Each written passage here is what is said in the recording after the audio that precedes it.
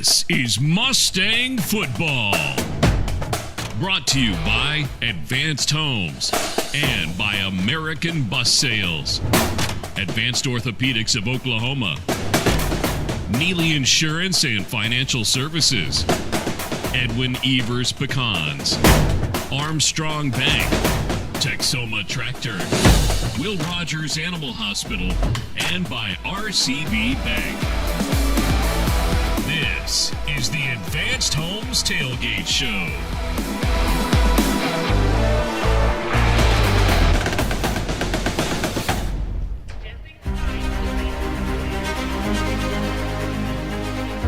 Defining moments, those experiences in life that significantly impact who we are, how we see the world, and the direction we take moving forward.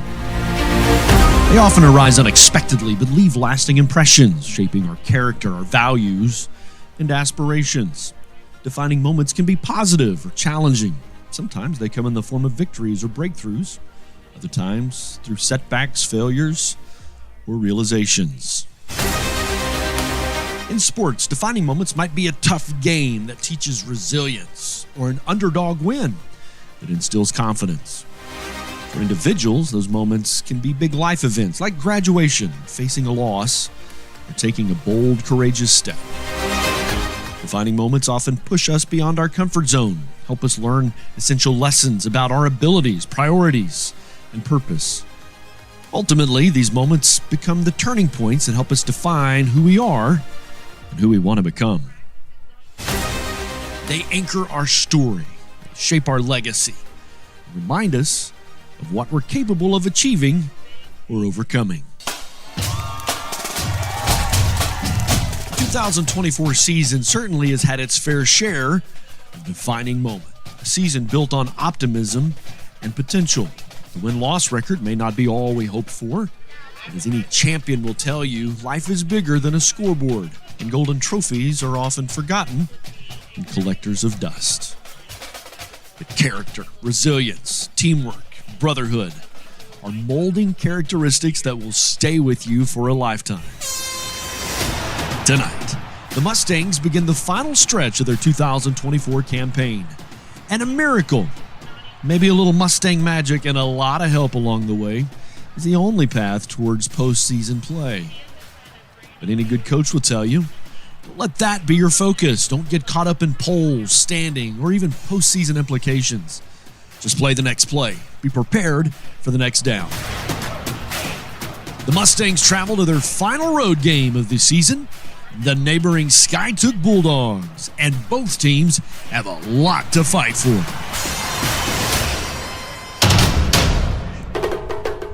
Hello, everybody. Brent Kellogg, along with Blake Salt, a veteran of the Mustang Blue and Gold. Blake, welcome to the big show on Friday night. Yeah, it is a big show. It's exciting tonight. Beautiful weather here in Skiatook, Oklahoma. Wind's a little brisk, sun's setting nicely, though. Really feels like Friday Night Lights. Lights are already on. The stands are filling up. They're doing senior night. The concession stand's rolling. It's exciting. Blake, so we're on the road tonight. It's our final road game of the season. And then the next two games we're at home, which is great to finish your season at home. I remember games in and around this part of the season literally putting thermals on, thick coats, gloves. I about froze to death at Grove one night, and this is absolutely beautiful weather for Friday Night Lights and high school football. Beautiful night. Yes, it is. It's really perfect. It's kind of that perfect temperature where you get good and warm.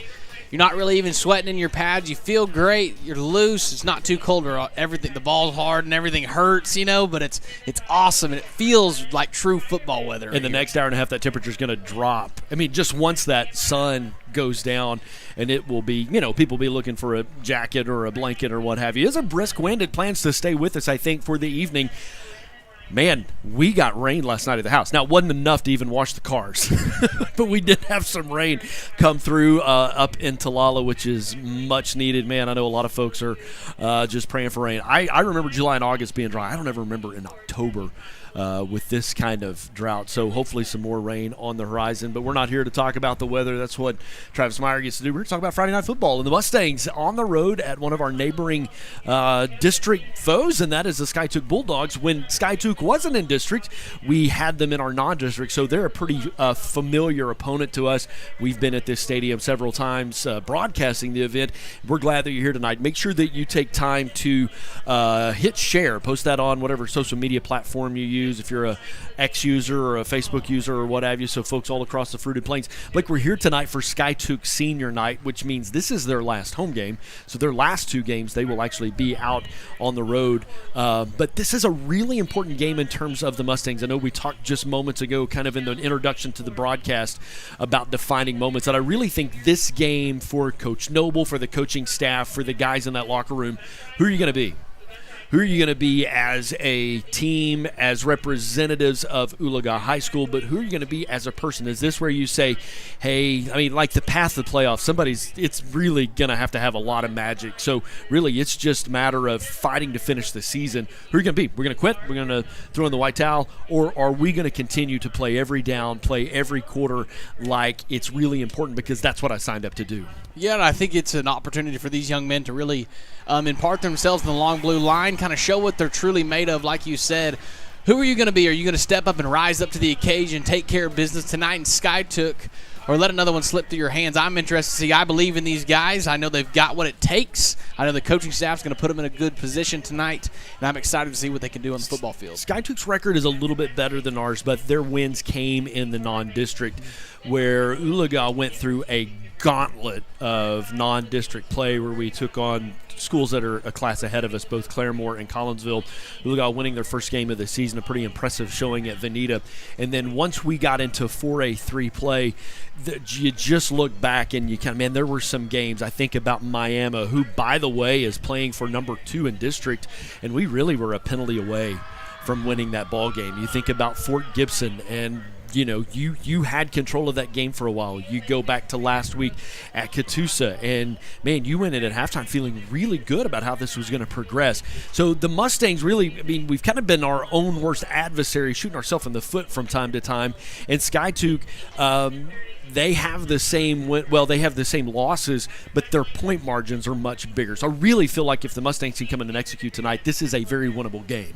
And I think you hit on a point right there. I don't want to get too far ahead of ourselves here, but execution is going to be a big part. I think we've got to start fast, start early, and go out and do the things that we've been coached to do this week correctly, and start off fast. Don't let this team get any confidence, and establish our confidence early. Get us in a groove, get on the roll, and really build ourselves up to have a good night tonight. When we come back, we will walk through our starting lineup. We will talk about the coin toss, the keys to the game.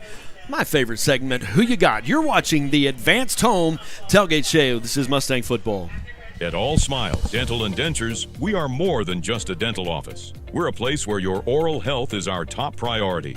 We're committed to creating an exceptional, affordable experience while building lasting relationships with our patients. Our local doctor-owned practice ensures that your treatment plan is driven by your optimal health, not by insurance company restrictions. From comprehensive oral health exams, biannual checkups, and oral cancer screenings, to periodontal evaluations, dental cleanings, sealants, and fluoride treatments, we're here to take care of your smile every step of the way. And if you're in need of dentures, we've got you covered. With our on-site lab, we specialize in creating high-quality, affordable dentures quickly, so you can get back to smiling in no time. Visit us today at All Smiles Dental and Dentures right on Highway 169, where your health and your smile come first. Give us a call at 918-443-9900 to schedule your appointment. Dreaming of building your perfect home? At Advanced Homes, we're here to make that dream a reality. Whether you're looking for traditional building or want more control with Cost Plus Building, Brian and his team have you covered. Cost Plus Building puts you in control, so you can better manage the cost of your new home. Advanced Homes specializes in building on private property and is always available to answer your questions. Founded on a family tradition of excellence in construction, real estate, and land development, Advanced Homes is committed to quality workmanship, value, and Christian values. At Advanced Homes, we embrace your individual style, working to design a home that fits you and your family. With over 25 years of experience, Brian has an exceptional ability to take your ideas and turn them into blueprints that bring your dream home to life. Call Advanced Homes today at 918-855-6597. Or visit us on Facebook and at advancedhbi.com. We don't just build houses. We help you build the home you've always dreamed of.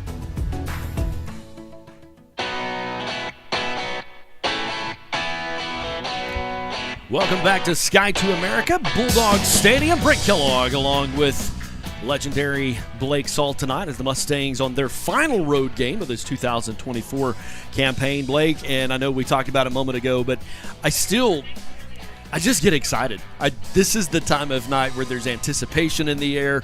The weather's beautiful. You see people in shorts and hoodies, but some of the women carrying their blankets because this is what Friday Night Lights is all about. We could be freezing this time of year, so I'll take this kind of weather tonight and just really excited for Mustang football. Yeah, it really is beautiful tonight, shaping up to be a fun night here in Skiatook. Interested to see what the Mustangs have in store. Really excited to get to see them come out and execute and have a big game tonight. I think that's what we're going to get to see, and I'm excited to see some success for the Mustangs. All right, let's take a minute and talk a little bit about who we anticipate being the starters for the Mustangs tonight. We're to that thing in high school football that can kind of plague you, and it's the two I's. You're 7 weeks, 8 weeks into your season. So that first eye is injuries. It'll get you. We're a little bit of a mash unit tonight, missing some big pieces to the Mustang equation, but also that ineligibility bug will get you as well. That homework stuff is important. So there's a little bit of shuffling tonight in the starting lineup for the Mustangs. And so, I mean, the phrase is next man up.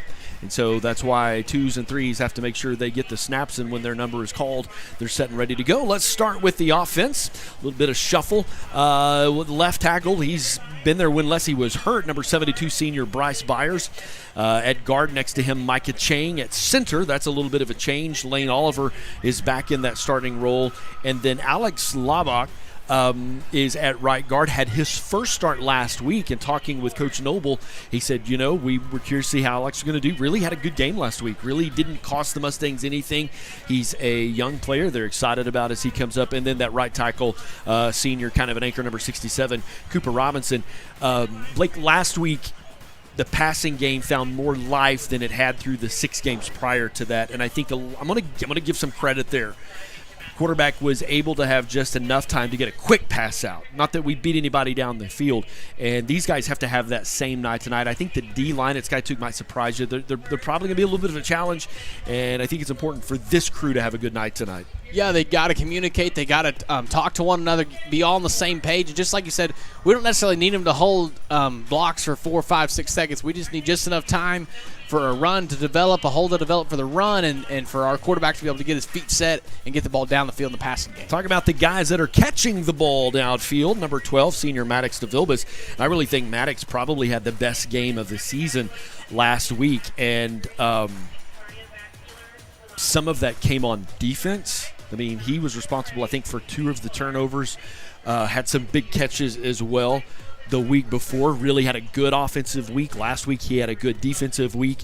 And then sophomore Aiden Gaines playing more confident. 3 touchdowns last week, 3 receiving touchdowns last week. Gavin Salt also in that receiving core.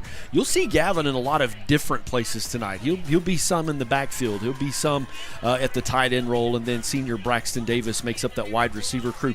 Every week got a little bit better. And I think you saw that come to life last week at the Catoosa game.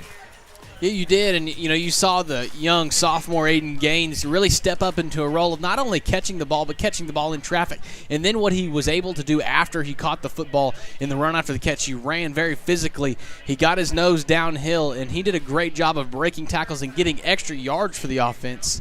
And like I said, he really is starting to find his way, and you saw him grow up a lot last week. You'd like to see Braxton Davis, lead the team here in that senior role. And like you said, you've got Gavin, who you're going to see all over the field tonight. I don't know that he's going to come off the field a lot, and he's just going to be all over the place. Maddox, another senior on the other side. you'd like to see them just to get the ball in their hands and been able to turn it upfield quickly. All right, so let's talk about the hard stuff. This one's a little bit painful. In the backfield tonight, Landon Roach excited for him to get his start. He's also been a little bit banged up this week, but that means Sam Noble is out. He took a pretty big hit last week, did some I guess the lower part of his leg pretty banged up. What's crazy is he played through all of that through the entirety of the game last week, had an incredible game last week at Catoosa, but you will not have Sam tonight in the backfield. Instead, that running back, number 47, Landon Roach, and then at quarterback, Garrett Salt, the senior, the wrestler, I think is really important, like not afraid to be hit. Bring it, let's go, let's just get these yards however we need to get them. Yeah, I think it's important to note, a notable loss there with Sam Hogue, but I think we can make up for it a little bit in rotating a few backs in. Roach, he does a great job of running downfield. He's a physical ball player as well, plays in the middle linebacker position, so he's not afraid to contact it, not afraid to get his nose downhill, run really physical, and he's a shifty guy. He's got a lot of speed to him, and on the quarterback side of things, we just need him to kind of stay confident and get back in the rhythm we saw last week. He was able to find a rhythm and really, he threw 3 touchdown passes and 207 yards, and you're able to really find a passing game that we felt like we've been missing all season. And it wasn't because of Big pushing the ball down the field. We just got to get in rhythm, get some quick stuff out of his hands, and get him some confidence early. It was fun to watch. Mm-hmm. It was fun to watch. All right, on the defensive side, let's start with that defensive end. Wade Peters, number 44. Then at the nose, Warren Pierce, and then Bryce Byers on the other end. These guys need to find a little bit of pressure tonight to kind of keep their quarterback in check. Yes, and you talk about, a veteran defense. Those 3 guys are all 3 seniors. You need to have them to lead up front and be super physical. We saw that again last week, something that we felt like we were really good at the start of the season, kind of fell off midseason. Last week we saw being super physical up front. We need them to get in the backfield. We need them to cause some disruption tonight, not only in the pass game but also in the run game. And the linebacker core, Gavin Salt, you said a moment ago he may not come off the field a lot. You'll see him kind of as an outside linebacker. At the inside, Wyatt Mathis got his first start last week, and Blake, we called his name a lot. Yes, really played well, made some big plays, so his moment he'll be starting again tonight. Landon Roach also starting at the running back, but then also starting as another inside linebacker, and potentially been a little bit dinged up. Don't know that he got the practice in this week that he wanted, but it's Friday night and you got to go. Yeah, you got to go in it. There's a thing, champions, everybody's hurt, but who can play through it, who can push through that and kind of find a way, and that's what wearing that gold helmet's all about. Those 4 guys right there, our linebacker core, along with our 3 defensive linemen, those front 7 got to have a big night tonight. They've really got to have pressure in the run game and the pass game, not let anybody get comfortable in that backfield, cause a lot of disruption, play downhill, and really just, be disruptive. Caden Fisher also starting in that linebacker crew. Let's talk about the secondary. Ben Hogue got his first start last week at the corner. Really played a good week. Catoosa at times tried to pick on him, and Ben, I think, really held his own. Garrett Salt starting in this sophomore Aiden Gaines at safety, and then at corner, number 12. A moment ago, I apologize, I called him a senior. Actually, he's a junior, Maddox Vilmus, and literally had a big week defensively last week, responsible for a couple of turnovers for the Mustangs. When we come back, let's talk about the keys to the game, who you got. We will have our coin toss, our national anthem, all of that and more. This is the Advanced Home Tailgate Show. Since 1951, Neely Insurance and Financial Services has been a trusted name in Claremore.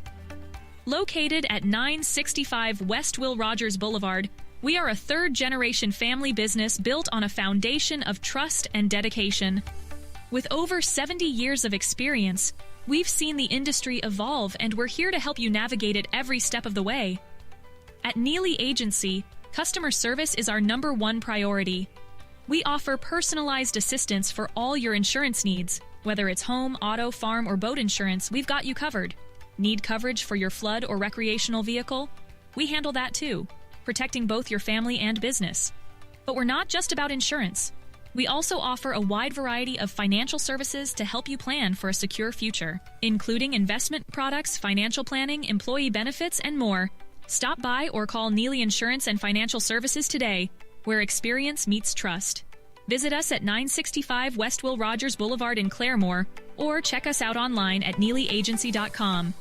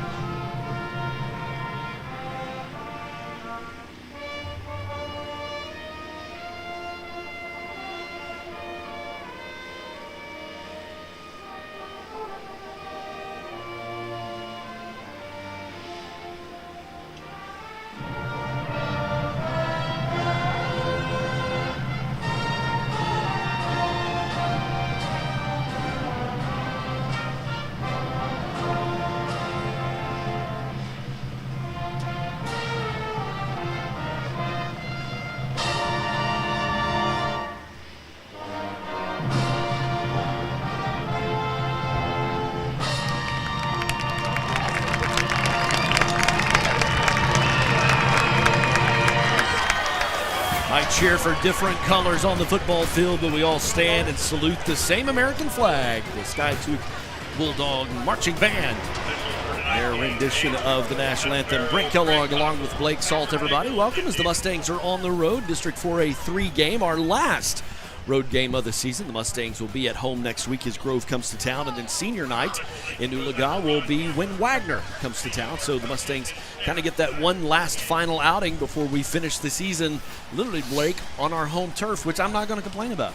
No, that's a huge blessing, home field advantage, get to be in your own locker room. And for us, we don't got to string all these cords and boxes and everywhere else. Well, and it can be cold. I'm just going to tell you, if I'm going to be cold, I'd rather be in our press box cold than sitting in the stands in Grove, Oklahoma, which one year I just about froze to death. Hey, let's talk a little bit, Blake, about who you got in terms of who the Mustangs need tonight to be an MVP, really to kind of make some things happen. Who are you picking for your MVP of the game tonight? I'm going to go with Landon Roach. I know I picked him last week. I picked him for the defensive side of the ball. I think we really need him to step up, though, and run the football well tonight. I also think we just need to have him a general toughness about him tonight. He's going to have to run the football tough. He's going to have to play middle linebacker tough. And we know he's banged up. He's just going to have to be tough and overcome some of that adversity tonight. Yeah, he's one of those guys that we will see 90% of the snaps go of the total ball game. I'm not talking 85% of the snaps on offense. Right. I'm talking about the whole ball game. He'll be out there. I'm going to go. I picked Aiden Gaines last week,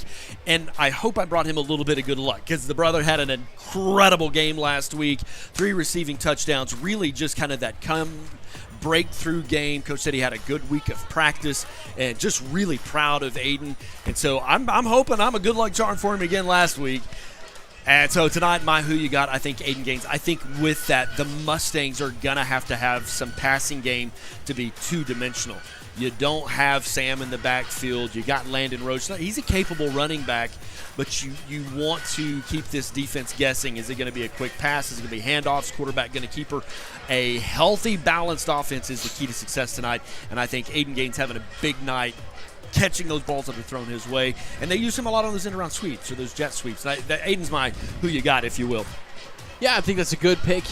Like you said, he had a big game last week. I'd really like to see him continue with that growth. He really grew up last week. We've been kind of waiting for it. Everybody's talked about, man, this kid's a great athlete, has the potential to be a really good playmaker, and he's a young player, just a sophomore. So you were just kind of waiting to see that.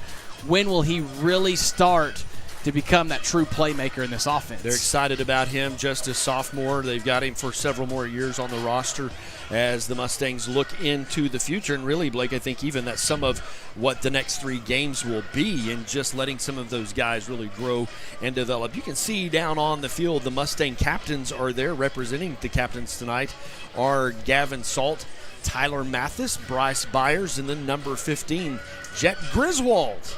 Representing the blue and gold tonight. There are captains that will go out for the coin toss. Take a little bit of time to talk about what the Mustangs need to do in terms of securing the victory. Play a little tic-tac-toe, if you will, with the keys to the game. And on offense, we've talked a lot about this. The football field's 100 yards long and it's 50 yards wide. Getting outside, really getting on the edge and using that space of the football field. Yeah, we got to be able to string it out, and that kind of gets your defense out even. Opens up the middle of the field for the run game, for passes over the middle.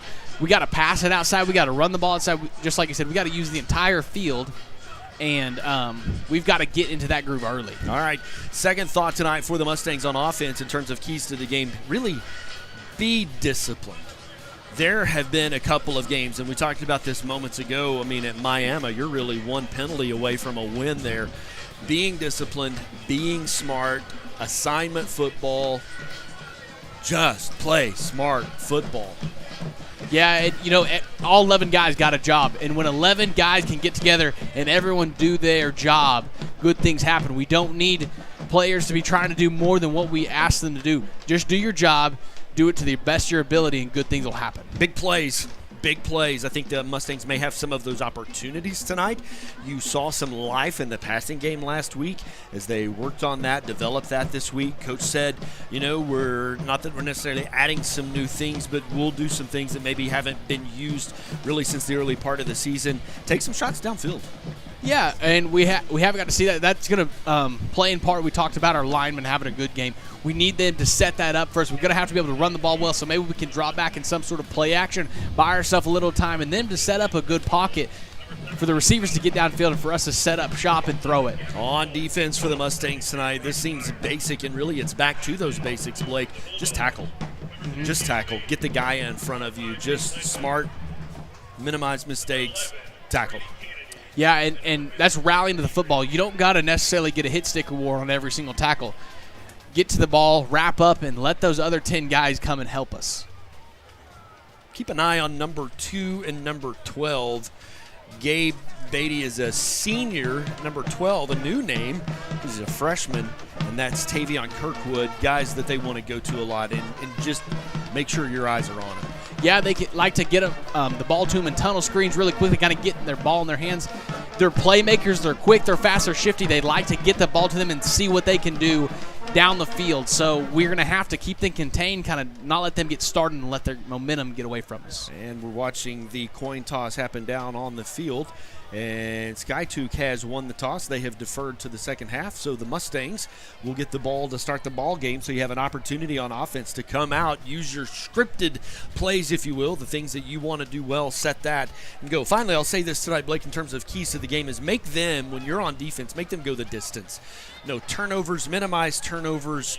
Optimize when you have the ball, move the ball, and make them drive 80-plus yards to put the ball in the end zone, because when Mustang defense does that, they find success. Yes, we're very bend-don't-break defense, meaning when people have to gain their yards, 1 or 2 at a time, not 10 and 15-yard chunks, we're a really good defense, and we can hold our own, I think, against most of the 4A teams in the state. I like to see that, and our defense has been our strong suit. Here come the Mustangs. Here come the Mustangs. Their road white blue pants, that Vegas gold helmet. Mustang fans have traveled. It's a fun game to go to. Skiatook's not that far of a ball game. Good relationship with Skiatook Public Schools. I know that our coaches know their coaches. Our band directors know their band directors. Skiatook's been in district on and off for Oologah for a lot of years, and so the Mustangs have made the road trip tonight. Excited about it. That's our keys to the game, and you are watching the Advanced Home Tailgate Show. I want to thank some of our other great sponsors like Advanced Orthopedics of Oklahoma. They're trusted for their experience and chosen for their care. American Bus, providing transportation needs for 9 to 90. Raising Cane's, popular chicken finger brand with a focus on community involvement. We appreciate all of our sponsors who help Mustang athletics to take place. Well, you've been watching the Advanced Home Tailgate Show. Blake, nothing now but time for the kicking. Yeah, it's exciting. This is the time when I feel like you get antsy. It's a lot of anticipation. We're still waiting on Skiatook to come out of the tunnel.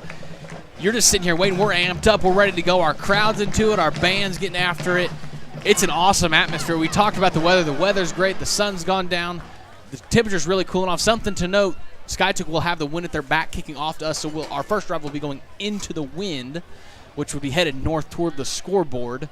It'll be left to right on your screen. That's something just to note as far as the pass game and the leg here on this kicker of how deep he can get down the field if he could put it in the end zone as far as touchback goes. If you get time, hit that share button on YouTube. Post it to your social media so folks all across the Fruited Plains can tune in tonight for Mustang football. We appreciate you joining in tonight. Appreciate every week folks that do this. Just some incredible comments and feedback we get from folks. And, man, it's just it's an honor. I love absolutely getting to do this and tell the story not only of our coaches and our students, but incredible things in the community.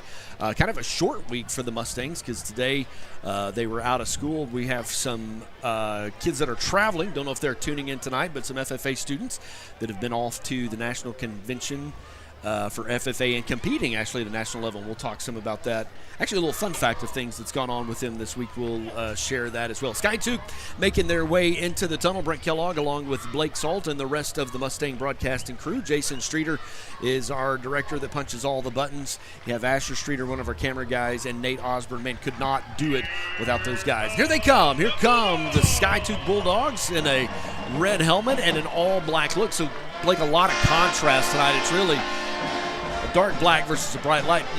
Sometimes uniforms can get a little bit wonky, but I love it when there's, as a broadcaster, I love that it's clear to see numbers and that clear contrast. Yes, it is nice. A sharp look for the Mustangs tonight. A big fan of the white on blue and always the gold helmet, getting to sport that. Such a big tradition behind that. It's exciting. We're going to get lined up here for the opening kickoff. Texoma Tractors, proud sponsor of Mustang Athletics and Mid-America Feed. Highest quality livestock feed and service right there in Talala, Oklahoma. Well, thanks for tuning in tonight. Mustangs are at home next Friday night as Grove. They're new to 4A3. They will be coming to town, and then we will conclude our season with our senior night. A lot of great kids with our marching band, our cheerleading, and our football that we recognize on senior night. So if you're able, we would love for you to join us for that. If not, we will be broadcasting those games as well, because I know there's a lot of aunts and uncles and grandparents and cousins and friends and alumni that tune in on Friday nights for the Mustang Network, and we're glad to have you along. Blake, some big games of interest in our district tonight, and it really wasn't until this week when I was kind of looking through some district standings. Miami is playing a really important game tonight. And the reason why I bring that up is because the Miami game really came down to just the last few plays of the game. There really was a penalty that was costly to us to keep us from going ahead and winning that. And Miami is playing Cushing, and I believe they're hosting Cushing. And that game, whoever wins that game will be in great position to be in the number 2 spot right behind Wagner. Yeah, you talk about a home field advantage, and not only that, just getting to play at home, but Cushing has a long drive up to Miami, and and a lot of times in high school football, you don't go on those majorly long drives. So just being on a bus that long, your day cut short at school possibly, things like that kind of get you out of the routine. I think that all plays into Miami's hand. Yep. That is definitely a game that we will be watching. Catoosa and Fort Gibson also has playoff implications in it as well. Wagner and Grove, I'm telling you, that's a big game. Wagner has kind of steamrolled everybody they've played, but Grove as well is 6-0 in football. And they have lost to Miami. That's why the Miami game's a big deal. Grove lost last week in a close one against Miami. So the Mustangs breaking their special teams huddle as they are set to receive. Skiatook will kick this one away. Mustang offense will get the opportunity to get the ball and really kind of set the pace for how they want to do things. Been watching the Advanced Home Tailgate Show. Appreciate Brian Vance and his team and their support of Mustang Athletics, looking to build a home. Let Brian and his team build your dreams. Brian Vance, a call, advancedhbi.com. You can look at some of their great products. Follow them on Facebook as well. And we are kicked off. Mustangs will let that one go into the end zone. So 1st and 20 coming out. Blake, I think this drive, and you talked about this in our pregame show, just getting ahead and staying ahead. Yeah, we've got to establish our presence early, kind of get ahead early and keep the gas pedal down, establish our rhythm, get some confidence behind us, and really don't let Skiatook gain any confidence or any momentum here in the first quarter. I'm going to give you a couple of broadcast warnings. Number one, we're on the visitor side coach's box, and from time to time the clock will shake just a little bit, and so we apologize for that. Landon Roach, gain of a yard. And then also, we've lost power like 4 times tonight. So if we lose power, that means a breaker is flipped somewhere. We'll have to track it down. We'll get back. So just bear with us, just a couple of programming notes. But would it be a true Oologah broadcast if it was easy? You know what? This team this year, you're very correct. I mean, because I think back 5 years ago and some of the challenges. But this crew, pitch and catch around the right side. Gain of 7. Great job there. We talked about getting the ball out of his hands early and establishing rhythm. Those are easy throws. The big, you find Gavin Salt, your big tight end, kind of right in the middle, sits in a little soft spot of the zone. You don't have to hold on the ball very long. Just get your feet set and get the ball out. That's a good job there on 2nd down. It's actually a gain of 6, brings up a big 3rd down for this Mustang offense. 3rd and 3 as they will check to the sideline. Make sure they've got the right play. Garrett Salt at quarterback, 2 backs in the backfield. Skiatook brings a blitz. Garrett just going to tuck it and run it. He's cutting loose. How about that? Good gain for the Mustang offense. 1st down and 10. And smart decision. You kind of see him, looking for those out routes. He realizes, hey, I just got to get 3 yards, and there's about 7 in front of me. And that first down, we talk about it every week, almost every drive. That's a big 1st down and way to start the game for our offense. Garrett, a wrestler Said it over and over. He's not afraid of getting hit, so he'll take that ball, and he's going to get those yards, whatever it takes. 4 receivers in the set for the Mustangs. Quarterback going to fake the pitch. Gain of 5. Yeah, you see that. It's almost like a triple option. You've got the option to hand it off to Roach. Then we also have a bubble screen out here, and he's reading the outside linebacker to see, hey, is this guy going to take the screen? He obviously sees the outside linebacker get width, opens up a little hole, and a good gain there on first down. Hear the sound of the Stallion Battalion. They will be competing in their last marching competition tomorrow, going up to Kansas. Kind of a fun competition for them. Going to be speaking with one of the band directors at halftime. You want to stay tuned for that. 4 receivers in the set for the Mustangs. Skiatook shows blitz. Handoff to Roach. Met right at the line. No gain on the play. You know, we talked about their defensive line. They did a good job of getting in on the backfield early there. Just wasn't a lot of room to begin with. And you know what? Those guys, they're good players too. They're kind of their biggest guys out there. They're a little bit bigger than us, I would say, on the defensive line. And we've done a good job blocking up front right there. They just did a good job of getting in the backfield. I do think in the balance, their defensive line may have a little bit of advantage, but we knew that going in. That was part of the conversation with the coaches. But they're begging you to throw the ball. With the pressure they've been bringing. Aiden Gaines around the left side. Ball came loose. He'll get it. Be curious to see what they do with that.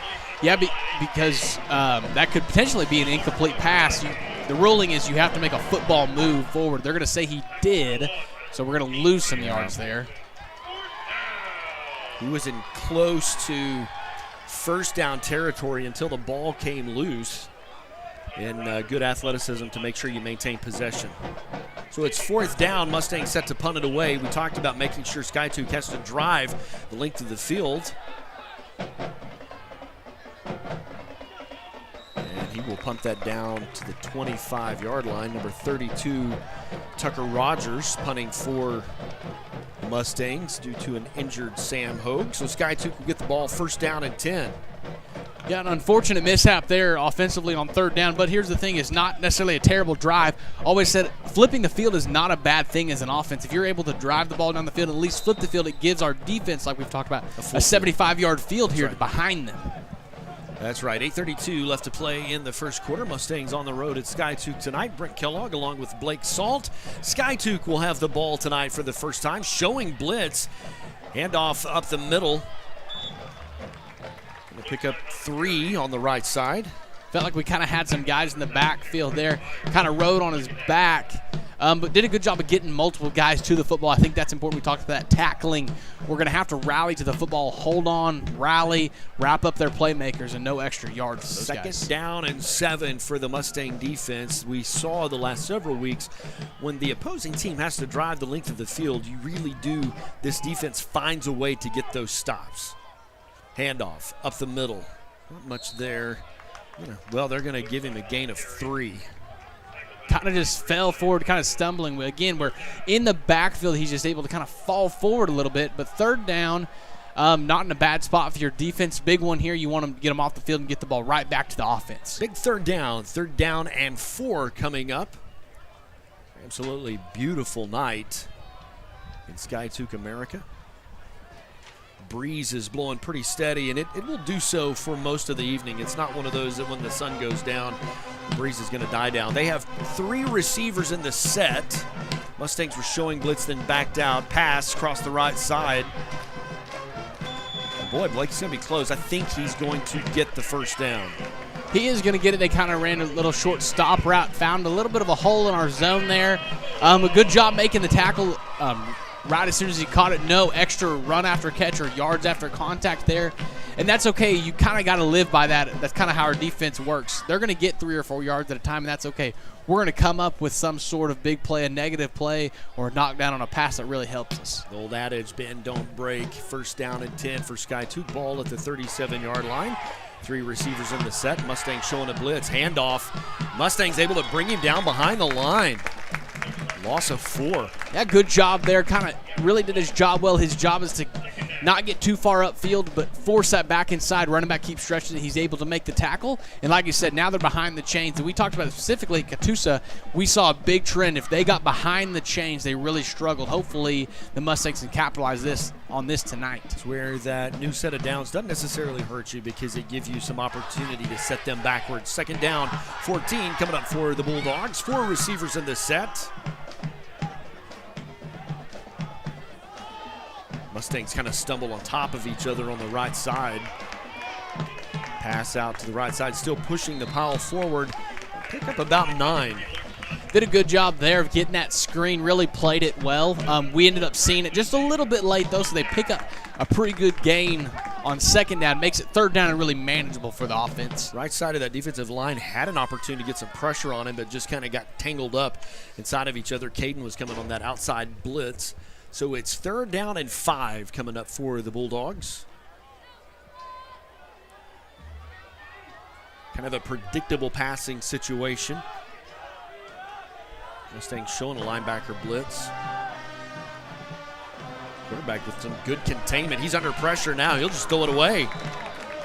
And did a really good job there. We saw kind of our underneath player and just all along the back of our coverage playing a really good shell, staying in good position. And scramble drill, sometimes that is the hardest time to cover receivers because it's kind of just playing backyard football. It's like back at recess at lunchtime. It's just everybody running every which way. There's no rhyme or reason. Did a good job of containing him, making him kind of make a mistake and just having to throw the ball away. Braxton had his guy covered up on the right side, gave Bryce enough time to get free from his offensive lineman and get over there and put pressure. Mustangs brought a little bit of pressure on the punt. They'll clear away. It's going to take a Skiatook bounce down to the 21-yard line. So Mustangs will take over first down and 10. Yeah, not necessarily bad. They did a good job there getting the field. I'd be interested to see. We got a pretty good amount of pressure there, and I didn't feel like we sent a whole lot of guys. Be interested to see if there's a block punt in the future here for that Mustang special teams. Absolutely. Both teams have put a first down in the books, but that's it. Here comes the Mustang offense. 5:15 left to play in the first quarter. Mustangs with 3 receivers in the set. Landon Roach, not a lot there, going to go up the middle. I think he actually lost about a half yard. Yeah, and their defensive lineman did a good job of being in the backfoot really quickly and early. Just didn't have really anywhere to go. Did a good job of getting as close as he could back to the original line of scrimmage here. So second down, and you're a little bit behind the change, behind schedule is what you would like to say. Second down and 11 with 4:50 as the clock continues to tick away here. The first quarter. Mustangs 4 receivers in the set. Garrett round the corner, going to pitch it. Landon Roach going to break a little bit free, get down to midfield. How about that? He's down to the 30, down to the 20. Oh, he broke free again, down to the 5-yard line. I sure wanted to say Stampede touchdown, but they got him. A great job running the football. Also go back to where that play started. A good job really selling the fake there.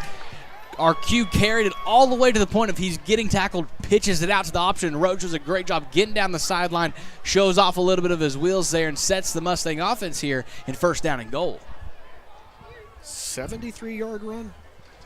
Sounds good to me. I like it. I mean, you're a salt. Listen, everybody assumes it just because my mom is so great. Garrett's going to go around the left side. We talked about it, getting outside. Stampede, touchdown. See some energy here in the stadium. That one's big. Just him able to carry it in. We talked about him running and being tough. That's just Noble and the coaching staff and his guys trying to say, hey, you're going to get the football, get it in the end zone no matter what. You know, this team has been through some adversity. By the way, sophomore Ben Hogue on to attempt the PAT. Is the official scramble to kind of get in place so that they're aligned?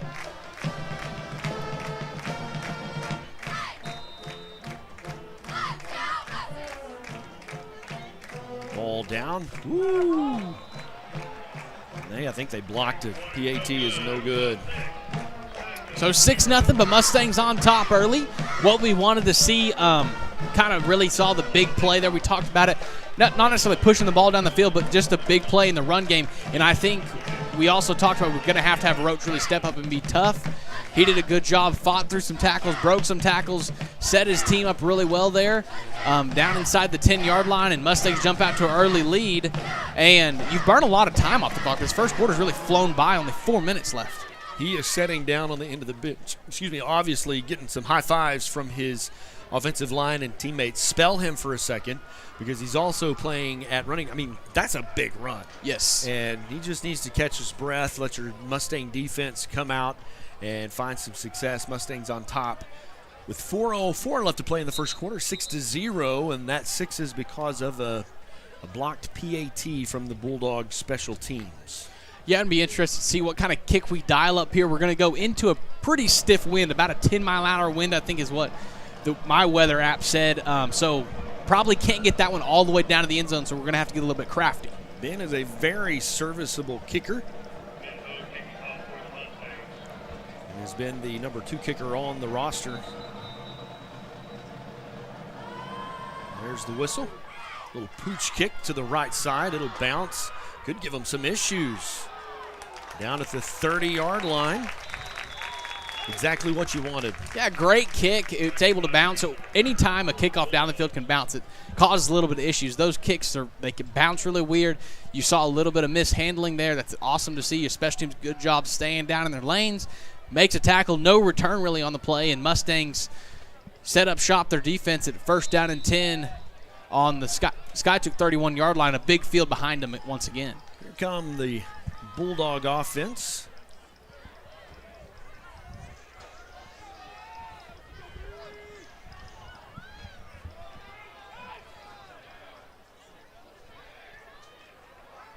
Handoff, kind of just a different play option. I think he gained about 3 up the left side. Yeah, I think it's important to watch that. You saw their playmaker number 2 go in motion really quickly. You saw kind of his speed and burst out of that. They're going to come back to that and try to get us with a little bit of misdirection, some eye discipline. We talked about discipline. We're going to have to be disciplined with our eyes and stay in our gaps in our man because they potentially could hit a big play on the edge there with their speedster. We talked a little bit about number 2. Utilized him on that play kind of as a decoy. Number 3, Luke Sutton, a senior for them. The running back. 3 receivers in the set for the Bulldogs. Quarterback's just going to keep it. Matt. I think he actually going to lose a yard. And good job there by Caden Fisher. And then Tyler Mathis coming in and cleaning up. You've got both the Mathis brothers on the field right now. Both of those guys are wrestlers. Tyler, a senior, super close last year to qualifying for the state tournament. I really think he's got a good shot out of this year. A really tough kid, works super hard. Good to see him having some success out there tonight. All right, 3rd down and 8 coming up for the Bulldog offense. Situation the Mustang defense really has responded well in when they're in a long 3rd down situation. Quarterback under pressure. Cole Bray gonna go down. Loss of a yard. How about that? And that's big. We talked about the defense being able to get pressure and be disrupted. That's exactly what they did. Our defensive backs did a great job in coverage, forced the quarterback to step up in the pocket, and we're all over him, and we're going to get the ball back here pretty quick. Caden Fisher really a couple of times tonight has been able to get pressure off that corner, was there again to just bring some disruption, got a little bit of help, and he goes down with 2:03 left to play. Skiatook will punt this one away. Woo! They're trying, aren't they? We're close to blocking one of those. That ball will bounce dead at the 36-yard line. Mustangs will take over 1st and 10. Yeah, I'd like to thank Armstrong Bank, working right along beside you for more than 100 years and a proud sponsor of Mustang football. Mustang offense coming back on the field, a lot of confidence, some good play there by the quarterback and the running back combo with some option. Big plays in the run game. Kind of gives your offensive line some confidence too. We don't talk about that a lot, but when you start running the football, the offensive line kind of gets on some momentum, and they're like, hey, we're doing this, because that's kind of like their baby brothers back there. Their job is to protect those guys, open up lanes for them, and that's a big deal to them. I'm probably not cool enough to say this, but that's when they eat. You know what Yep. I'm saying? Yep. That just feeds the beast, if you will. While we're here, I want to shout out Caden Fisher. Man, he has just popped off tonight on defense. He's been really disruptive in that linebacker. Pass out to Aiden Gaines, going to make a guy miss. He's down to the 20. I don't think anybody can catch him. He's down to the 30, 20, 15, 10, 5. Stampede, touchdown. That is a big one. We talked about him doing a good job after the catch. Throws a big stiff arm there. Really was going to get about a yard. Does a great job getting a stiff arm and then turns on the gas. No one near him. Nobody's going to catch him. And Mustangs put 6 more on the board quick. Talking about this in the pregame, score early, score often. Make Skiatook play from behind. If you leave them in this and let them be effective running the ball, they're going to give themselves hope. The Mustangs here have a 2-score lead, if you will. Don't let off. Put the pedal in the metal. Your team, number one, needs the confidence of that. Your team needs a successful night, and it would only just kind of take the wind out of Skiatook's sails. Going to go for 2 here, kind of chase our points of the missed extra point to try to push it to 14. Aiden Gaines open. Stampede. 2-point conversion is good, and we're back square at 14. And once again, just a quick pass rolls out to his left. They get their playmaker, Aiden Gaines, out into open field, just right in the end zone, right at the goal line. Garrett able to get the ball out of his hands quickly. Kind of just an easy throw and catch, an extension of the run game, essentially. And we're back at 14-0, and you hit the point.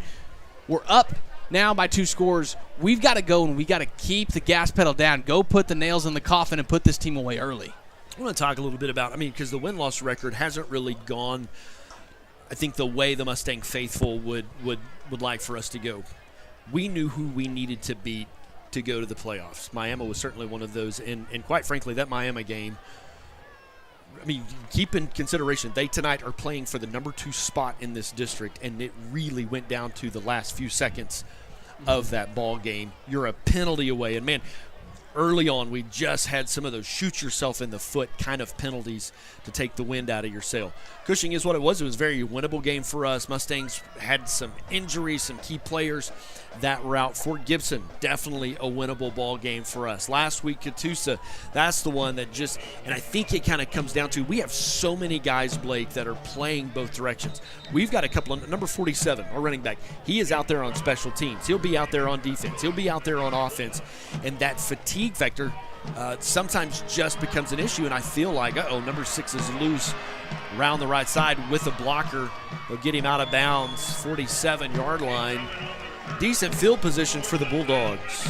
Yeah, and the first time we see really decent field position. We talked about the level of attrition. We talked about Landon Roach needing to be tough in that position. He's one of our guys. Not only is he playing both ways, a little bit banged up, but showed you his toughness there on that big run. You see 7 out there, quarterback. You see Braxton Davis, Wade Peters. You see Maddox DeVilbiss. You see a lot of these guys playing both ways, and we've got to do a good job of managing that. And that tonight. becomes a thing. Yes. It just becomes a thing as you get into the fourth quarter, because last week it just felt like we kind of ran out of gas. Handoff, trick play, receivers wide open across the middle, going to overthrow him. Incomplete pass, 2nd and 10. Kind of fortunate there. Maddox luckily saw it late, was really in position to make a play on that football had it been on target, but thankfully it was just a little bit overthrown. But you see already that tends to what teams go to, and they kind of get down early, kind of some trickery to try to get some big momentum back quickly, some early big stuff. Fortunately, that was overthrown, but I want to talk about Maddox's closing speed on that. He realized he'd been beat by about 4 yards and just found a gear. By the time the ball would have hit that guy in the hands, Maddox was there, could have been in position to bring disruption, wasn't necessarily needed, but just able to turn the speed on. 3 receivers in this set. Skiatook with a big line. Pressure coming. Going to get him down. Ball's on the ground. I do think the Bulldogs will recover. No, they're going to say Mustang ball. And talk about brag on that young man. Not only do you get a sack, you get a strip sack, and you recover the football. Saw him flying up the field, got in the pocket, and that's one of his favorite things. You talk about he's a physical young man, a wrestler. But Gavin comes home talking about, I can't wait to get in the backfield and hit the quarterback. He loves it. He loves to put the pads on the quarterback, and I know that gets him fired up. So the credit goes to the Mustang defense, courtesy of Gavin Salt. Mustangs on the plus side of the field. The ball is at the 43-yard line. Your offense really been handed a gift. You had some of those last week as well. You won the turnover battle. Capitalize. Go ahead. Use this to move your offense down the field. In the backfield, number 8, sophomore Carter Miller. And I believe that was also Wade Peters back there? Yes. Okay. Pitch to Carter. Gonna pick up 3. Decent little run on first down. Second down and 7 is not a terrible spot. Good to just pick up some positive yards there.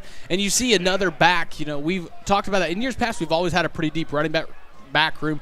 Fortunately, you talk about we've kind of been plagued with injuries as far as Jaden Tanner and Sam Hogue, and, you know, trying to rest Roach as much as we can with him being a two-way player. And you see the sophomore being able to step up and run the football. They are optimistic about this roster, and there's been a lot of younger guys get significant playing time. You know, we love to recruit a 6'2" offensive lineman that can Aiden Gaines across the middle. Good for a Mustang first down and 10. Props to that young man. Pass was on target and on time. But safety coming downhill fast, and you hear that as a receiver. You feel that pressure. He's able to look the ball into his hands and complete that catch and take a big hit, but first down and 10 for the Mustangs. Losing 2 of your starting offensive linemen that are seniors. That's Cooper and Bryce. But 3 of those guys that are out there tonight that are playing are younger underclassmen. And these are important snaps, Blake. Helping the game to slow down. They're learning some technique. Just telling you, a sophomore now will be a better player as a junior. Yes, And I absolutely will. We are at the end of the first quarter. The Mustangs on top, 14-0.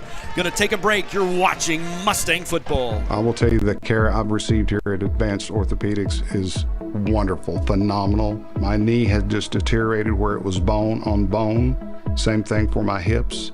Going about my day-to-day activities, whether it was at work or with family, that was constantly on my mind. It affected my ability to sleep, ability to walk. I'm very happy with the staff here at Advanced Orthopedics. I'm so happy with the results that I've received. Exercise has always been part of my life. I've always been an active person. I was diagnosed with spondylolisthesis. I knew that eventually I was going to have surgery, but I kept putting it off. I felt like I was being listened to, and I never felt any pressure. The techs, nurses, PA, surgeon, everybody that would come and visit me did a wonderful job. I just feel like they gave me my life back.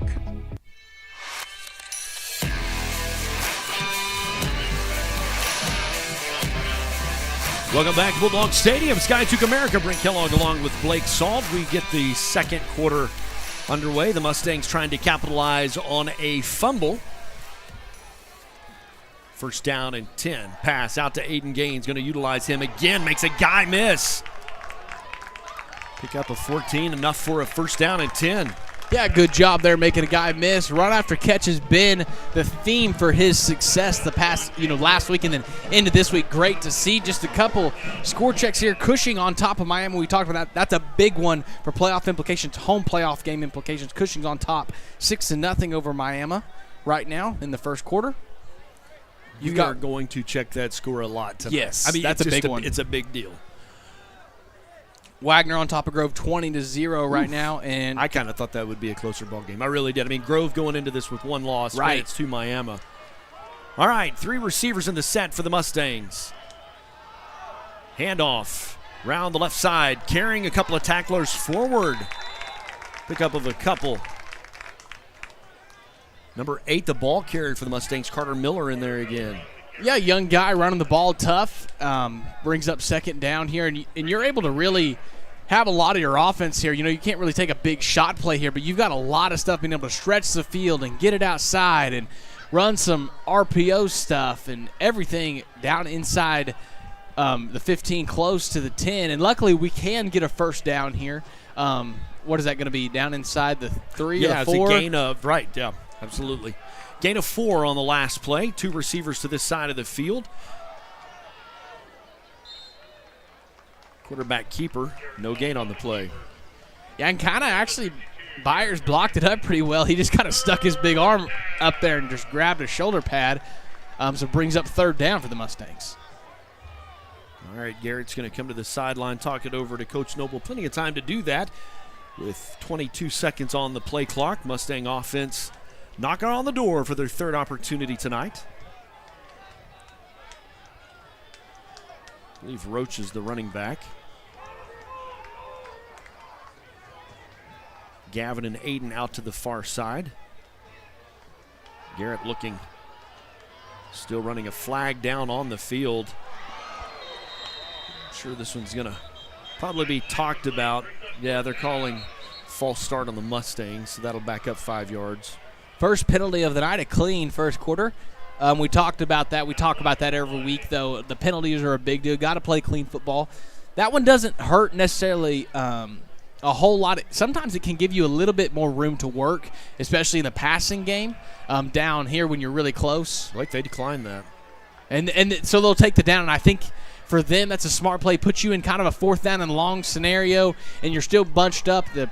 Like we said, the passing game is kind of more limited down here because you can't get as much separation. They're going to talk about this one. Yeah, they're going to talk about that. Take a timeout. We'll be back with more Mustang football right after this. RCB Bank is community. RCB Bank is friendly customer service. RCB Bank is trusted. RCB Bank is here to help. RCB Bank is yesterday, today, and tomorrow. RCB Bank is everywhere you need us to be.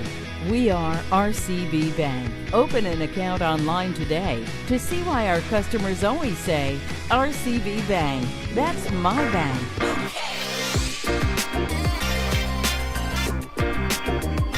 4th down, 6 coming up for the Mustangs. Mustangs have an opportunity here. If you're just joining us, Sam Hogue, our normal kicker, is not suited up tonight. He is injured. His backup is Ben. I don't anticipate the Mustangs going for a field goal here. I really do anticipate them trying to convert the 1st down. So it's 4th down and 6 coming up for the Mustang offense. 4 receivers in the set. Oh, and he jumped. Woo, woo, woo. That hard, Blake, that's about the 4th time this season that Garrett's hard count has really helped you. So it takes you to 4th and 1. Yeah, and that really changes the game. Now it's a lot easier to want to run the ball and feel good about that. You know, something like quarterback sneaker, just able to hand it off to Roach and just tell him to get downhill. You're going to bring in a little heavier package here with Wade Peters. Mustangs have 14 seconds on the play clock, so they need to decide what they're going to do. Aiden Gaines will go out to the right side. Jackson Lustig to the inside. 5 seconds on the clock. They might have to take a timeout. Nope, they're going to go with it. He's going to get it.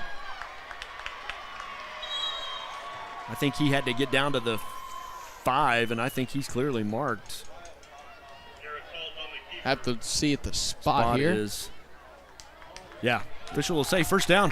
1st and 10. How about that? Yeah, now down the 5-yard line. You got 5 to go. You kind of just take your biggest plays here. Kind of dial up. Kind of can go to kind of your 2-point plays. We saw one of those earlier. You've got some specific type of plays for this short of yardage. See what we dial up here on offense. 1st and goal. 1st and goal coming up for the Mustang offense. Ball is to the outside of the 5-yard line. Haven't even started the play clock yet, so the Mustangs have plenty of time here. Make sure they get this one right. 9:24 and counting. Left to play at half. 4 receivers in the set. Garrett going to roll to his left under a little bit of pressure. Going to throw it to the back of the end zone. Oh, he caught it. And how about that? Brother to brother. Stampede touchdown. And that's just a little bit of backyard football, and I'll be honest, just some luck sprinkled on that. Kind of threw it back, broke all the rules as the quarterback rolled out to your left, stopped, looked back right, threw it to the middle of the field in double coverage. And that's just the playmaker, a little bit of luck, puts another 6 on the board. And you know, Gavin's not necessarily the tallest guy on the field, but his vertical there, highest he's ever jumped in his life. fixing to say, I don't know that I've ever seen Gavin or a salt period jump that high. Yeah, we're definitely vertically challenged in a lot of areas. Ben Hogan for the PAT is up and good, and the Mustangs with 9:07 left to play in the half on top 21-0. Really starting to feel like this could go in the Mustangs' way big time, really slipping out of the hands of Skiatook quickly. But like we said, you can't let up too early and kind of let them claw their way back in the game. It's still early. We're up 3 touchdowns, and that feels really good, but we got to go finish the half and go into halftime. If you can, put 2 more on the board. You've got to keep the gas pedal down. Yeah, because third quarters have plagued the Mustang Blue and Gold for not just this season, multiple seasons. And so you talked a lot about this on our trip over, just making sure if you can get on top of Skiatook, force them to play from behind, and you're going to play with confidence with the lead. And with 9:07 left to play in the half, the Mustangs have that 21-0 on top of Skiatook Bulldogs. Want to appreciate Armstrong Bank working right along beside you more than 100 years. Chalkline Insurance Agency. Give Coach Brown a call. He's your local insurance agent right here in downtown Oologah. And Burns Propane, providing propane to the greater Oologah area for over 20 years. Appreciate all of our great Mustang athletic sponsors. Ben Hogue set to kick this one away. The ball down at their 40. The Mustangs are lined up, set with the win at their back. A good kick. Be taken at the 11.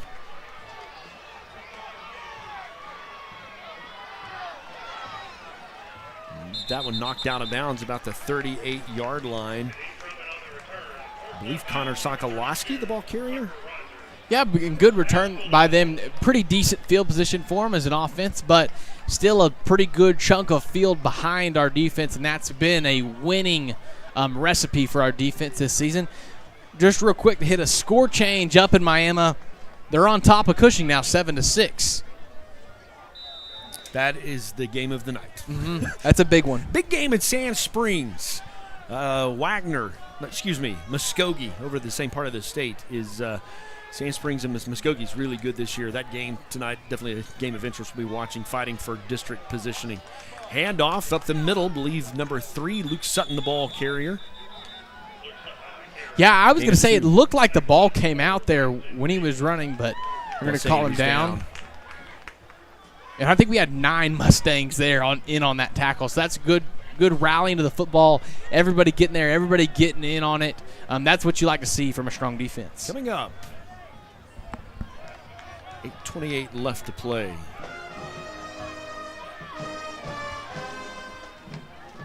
Pass, incomplete. And good job there by our defense. You always like to see him scoop it up because you kind of get late whistles, it seems like, on those bubble plays. Like, nobody wants to for sure call it if it's lateral or forward. So good job for our defense scooping that up, because if they don't blow that dead and it is a lateral pass, we could scoop and score that potentially. Absolutely, and there was nobody there. Nope. All right, 3rd down, 8 coming up for the Bulldog offense. 2 receivers to the far side of the field. Mustang show blitz. Pressure coming. In and out of the hands of the receiver. I believe that was Jackson Lustig in coverage. Incomplete pass brings up a 4th down and 8. I would assume Skiatook would punt this. Yes, good throw there. Just unable to connect. Good coverage there. Really tight by Lustig. And you're right, they're going to punt this one away. So we're going to get the ball again here with probably just under 8 minutes left here in the second quarter. Plenty of time to go put some more points on the board for the Mustang offense. Got to be careful here, though. I think, you don't want to give up some type of trickery play or something like that. Just stay disciplined, stay in your gap. And high snap. Mustangs don't necessarily bring pressure, and it will just kind of plop.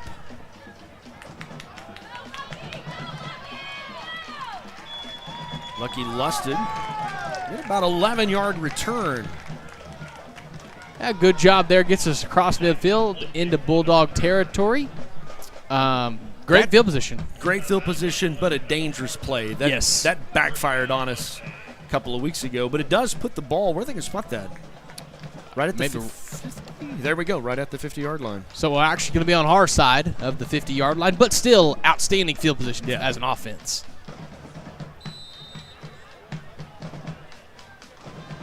Joining us at halftime conversation with Dave Smith, our jazz band instructor. Talk about jazz season as they're ready to fire that up. Hand off around the right side. Good gain. A good gain there, but once again, the young sophomore, Carter Miller, did a good job of getting to the edge and getting downhill quickly, but kind of stretching the defense first. So second down and 1, and you've got anything you want to call in your playbook at this point. This is kind of when you would see potentially you get to take a shot, because it's kind of a freebie play a little bit because you feel really good about 3rd and 1 if something does go bad. All right, 13, 12, 11 seconds. Mustangs need to hustle up here.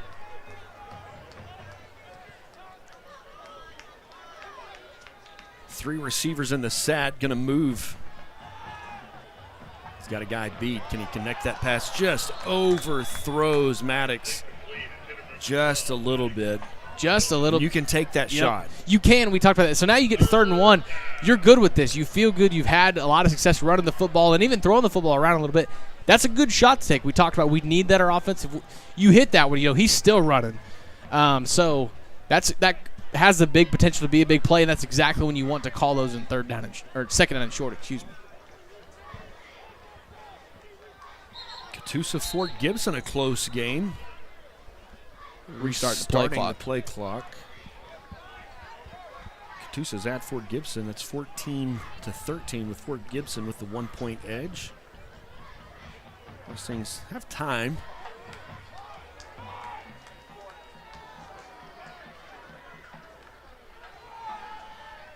I don't think he got him.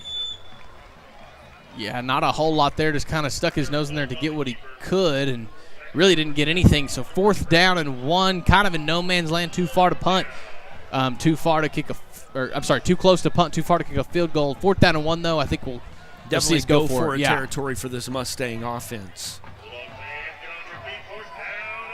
Wagner on top of Grove, 27-0. Just really thought that would be a closer game, but I don't know that anybody's put up much of a fight against Wagner. Garrett pass, intended for Aiden Gaines, underthrown just a little bit. So Mustangs a turnover on downs. Yeah, and he just kind of didn't get his feet set, delivered a pass where his feet wasn't under him, and those are hard to be accurate with. Gives your defense a little bit of a shorter field, probably one of the shorter fields they've seen thus far, but they've had a lot of success. They've been doing a good job of getting pressure and rallying to the football. Definitely a momentum, and the Mustangs have 21-0 lead, but you want to maintain that. You had a drive stall out on you. You don't want to give Skiatook an opportunity to get an answer here. Handoff up the middle. Number 47 for the Mustangs met him at the line of scrimmage, brought him straight down, Landon Roach. Yeah, and I heard that with my headphones on. There was some pop behind those pads, and you saw him. You talk about being a tough kid. He just came flying downhill, and that's what you love to see out of your middle linebacker. Give him about 1.5 yards. Scoreboard will say 2nd down and 8 coming up. Cushing at Miami, still in the first quarter. Cushing trails 7-6. Quarterback's going to keep that. Probably pay for it a little bit too, but he'll gain 2. Good job there, being disciplined. Sometimes when you see those read options, a lot of times they're predicating on somebody being wrong with the read option. That's why the quarterback would pull it. We did a good job of staying at home and just making the easy tackle. So now you kind of get a 3rd down and long-ish for the offense. Good spot to be as a defense. They have responded well tonight on those 3rd and long situations. Skokie on top of Sand Springs, 19-7. I was hoping the Sandites put up a big fight tonight. Skokie's good. Pressure coming from Wade Peters, quarterback. Going to overthrow his man. 4th down coming up. And they had a good concept there, kind of a switch, curl route, comeback route. And was open. They did a good job of switching, and we were in coverage just a little bit off there. One receiver went vertical. Fortunate there for a little bit of an overthrow and forced another punt for the Mustang defense. They're doing a really good job tonight. Maddox and Aiden, the 2 return men, back in the set for the Mustangs. Union on top of Broken Arrow, 14-7. Very close that time. We actually even hit his foot. It's going to take a Mustang bounce back down to the 48-yard line. We talked about those gifts. Whenever offensively you can take over the football on the opponent's side of the field, that's considered a gift of field position. We need to capitalize on this. 4:54, I'd really like to see us take 4 minutes and 53 seconds of that and go put 7 more on the board and go to halftime.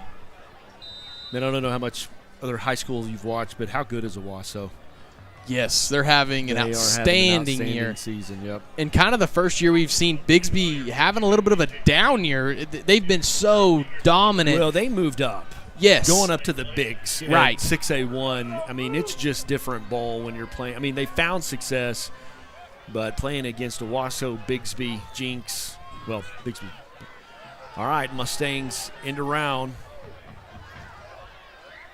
Man, he'll carry the pile forward, gain of 6. Just Vilbitz. Yeah, tough running and just tough sledding there for Maddox. Did a great job staying on his feet. And how about some awareness? Kind of got spun around and discombobulated, set his feet again, and got back downhill. Second down and a really good spot here for the Mustang offense. All right, second down and 4 with 4:23 left to play. Mustangs with 4 receivers in the set. Peters is open to the right, kind of a quick screen out. Stays on his feet. They'll whistle the play dead, but I think Blakey's going to get the first down. Yep. They'll call the flag, so first down. Good job there by him, just able to get the ball out quick, and talked about that run-pass option. Oh, they're gonna say didn't get it. And then they already moved the sticks. Oh.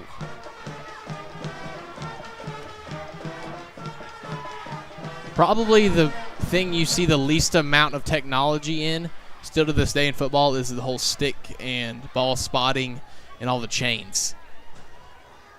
If I'm Sam, you got a right to be frustrated. You really do. I mean, it's third down and 6 inches. Yeah. Take a timeout. Mustangs will take a timeout. We'll take it with them. Be back with more Mustang football right after this.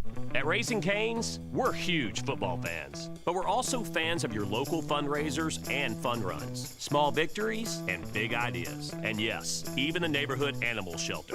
I was getting to that. Plus over 30,000 other partners in the communities we serve. When you order our hand-battered chicken fingers, craveable cane sauce, and jugs of freshly made tea and lemonade to cheer on your home team, you're also supporting your hometown. Raising Cane's Chicken Fingers. One love.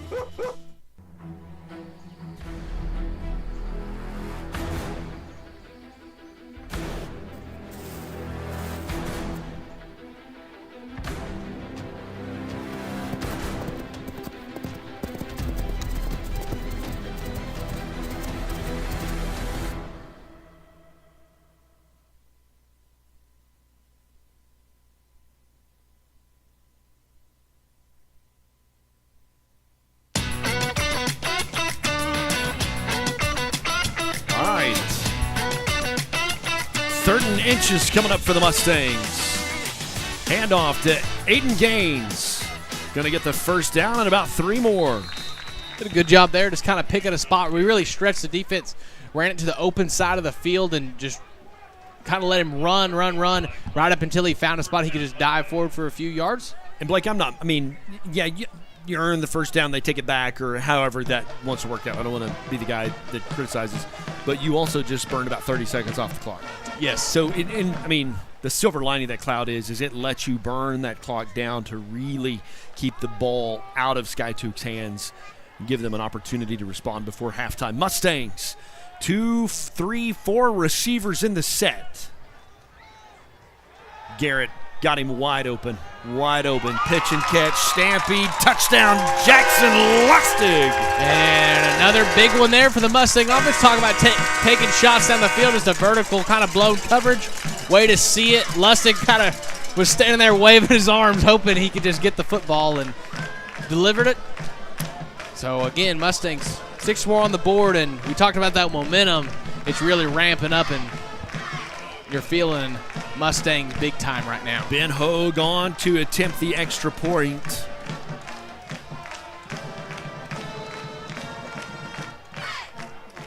Ball down, kick is on the way, and they blocked it again. Man, they're getting a lot of pressure on that. That's the second one tonight that they've got through the line, so the PAT is no good.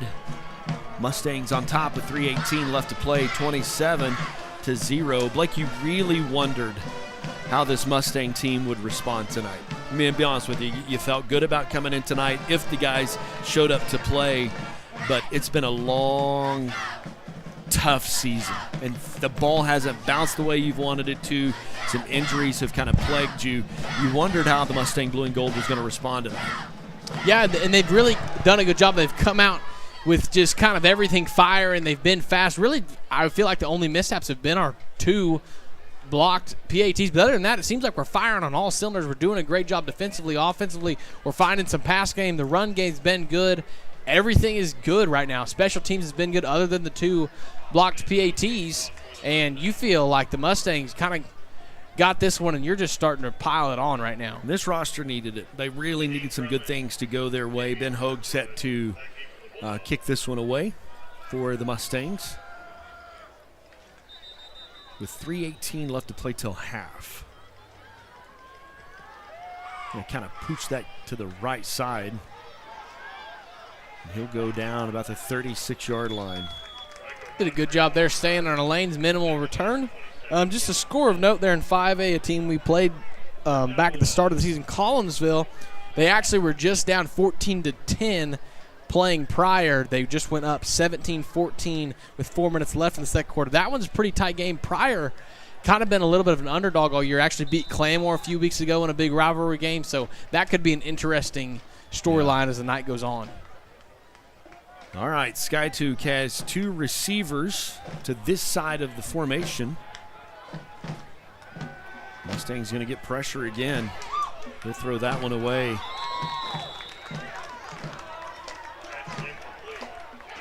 Mustang defense is really, and they've brought some unique blitzes tonight. Tucker Rogers there, I think, getting pressure on the quarterback. Done a good job of, like you said, throwing in some new wrinkles. And then I feel like on our back end, we're doing a good job of allowing those blitzes to get home because we've got everybody covered up. Kind of that quick read, we're taking it away. And when you do that, that's kind of what a built-in is. It's for the blitz. They see somebody coming. We're taking away that quick read. Quarterback's having to hold the football, and you see him under duress a lot tonight. All right, second down and 10 for the Bulldogs. 3:04 left to play until the half. 2 receivers to this side of the field. 2 receivers to the far side. They'll just hand it off up the middle. Gain of 3. Couldn't for sure tell who that was, but again, another big hit there for the Mustangs, and the rest of the defense able to rally. So now you've 3rd down and long, and Mustang defense feeling good. Hopefully get the ball back once again for your offense to maybe try to go put a little bit more damage on the scoreboard. Caden Drummond, the ball carrier for the Bulldogs. Another big 3rd and long for the Mustang defense. They have performed well in these 3rd and long situations tonight. Yes, they have. All right. 1 receiver to the far side, 2 receivers side of the formation. Quarterback quick slant. Under pressure. Oh. We've called his name several times tonight. Caden Fisher had that one in and out of his hands. The point is, incomplete pass, 4th down. And he's going to be dreaming about that one tonight. I think we've got some sort of crackback block or something. He signaled against Skiatook. I'm not 100% sure what it was. I think the penalty's going to be on Skiatook, though.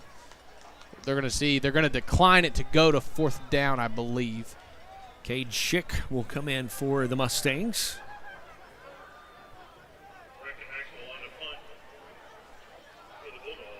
Yep, penalty is declined. So to this point, there's not been a measured penalty. Oh, there's one. Okay, the offsides that's right. put us. Yes. Yep, that's right. But been a really clean game thus far. It's only the 3rd flag we've even seen thrown. That will take a little bit of a Skiatook bounce, and Aiden will back away from it, and they'll take over 1st and 10 from the 30 with 2 minutes to go. And plenty of time now. You don't have any timeouts, so you're going to have to be a little bit time cautious if you're going to go put some more points on the scoreboard here. And I think you want to as a Mustang offense and as a Mustang team. I think you really want to go into halftime leaving no doubt, I think is a good way to put it. You just want your team to feel super confident, and you want there to be no momentum, no confidence for the opponent of your Bulldogs over there when they go into their locker room. It's awesome tonight to say Tucker Rogers' name, Cade Schick's name. These guys put the work in throughout the summer, through the offseason, and looks like Mustangs are going to move back up 5 yards. False start. I spoke too soon on the penalties. Yeah, I feel like we do that. That one's on us. That one, Coach, that one my we'll bad. take. I'll own we'll that take one. those ones. My bad. But no, it's great to get some of these guys that are sophomores, get them some measurable snaps. Yes. Help building for the future of Mustang football. So 4th down and 15 coming up. Another 4A score on the west side. This is number 3, Tuttle, playing at Tuttle against number 4 in the state. Blanchard. Tuttle's actually on top of them 14-0. Those west side guys, Tuttle, Blanchard, is Bethany still in 4A? I mean, they play some great football in that western division.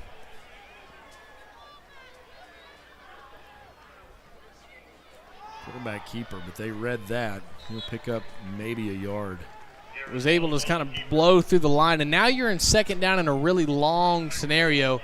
Kind of can milk the clock, though. Want to take your time. You don't have any timeouts. They still have some, but if you're able to run this down as long as you can, still going to halftime, you don't want to give them any momentum by forcing anything right now. Talk about Bethany. They're playing at Ardmore tonight, 14-3 on top of Ardmore. Over at Fort Gibson on top of Cadusa, 21-13. All right, 2nd down, 16 for the Mustangs. Garrett looking, catch Aiden Gaines on the right side. He's going to get 15 of those 16 yards, Blake. Yeah, and just a great job. That young man's stringing together. We talked about wanting him to have his continued success, and he's done that tonight. He's done a good job carrying that over, and hopefully it's going to be sustained success I throughout would the like rest of the to season. know what his yards after contact are, because he has done an incredible job of making that first guy miss. A guy that gets a hand on him, and he just is able to put the moves on him and create some space and make the play happen. 3rd down and 1 coming up for the Mustangs. 8 seconds on the play clock. Coach Snowball is going to take a timeout, and we'll take it with him. We'll be back with the last 106 until halftime. This is Mustang American football. Bus Sales is celebrating 20 years of service, and we couldn't have done it without you. Founded in 2004, just outside of Tulsa, Oklahoma, we've grown into one of the most trusted names in the bus sales and rental industry across North America. Whether you need school buses, new and pre-owned shuttles, vans, handicap-accessible vans, or top-of-the-line coach buses, we've got you covered. We offer a wide range of buses and shuttles available for both short-term and long-term leases. Are you planning a one-time trip? Do you need a long-term contract? We have your transportation solution right here. We also specialize in selling renovated and customized buses and shuttles, and we buy quality used buses from across the country. Our extensive parts department supports repairs and restorations to ensure your fleet stays in top shape. For 20 years, American Bus Sales has built our brand on quality and customer care. We're proud to be your full-service fleet provider, committed to safety, reliability, and value. Visit AmericanBusSales.net today and see how we can help you with all your transportation needs. Remaining 106 left to play. The Mustangs 3rd down and 1. 3 receivers in this set, and a tight end is Wade Peters.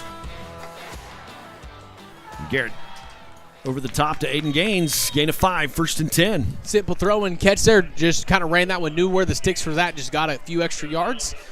Good job of keeping the ball moving. Gets out of bounds, so stops the clock. We're out of timeouts, I believe, in 101. Now you're really going to have to be clock conscientious. The ball spotted down the 42-yard line on the Mustang side of the field. The clock is running now, 54, 53, 52. Mustangs will have to run a couple of plays here if they want to burn it out. 3 receivers in this set. Quarterback option going to go up the middle. Pick up 8. Going to have to hustle now. You were wanting to get a 1st down to stop the clock, but it's kind of in the middle. 2nd down and 2 coming up for the Mustang offense. And Blake, I think they're trying to do this. Yeah, I think you're going to get an opportunity here. don't think the Mustangs have any timeouts left. There's 19 on the play clock, the game clock. A little bit of an option. He could go. That'll stop the clock with a first down. Going to have to get up there, and you may see a spike here to completely stop the clock as soon as the ball's set.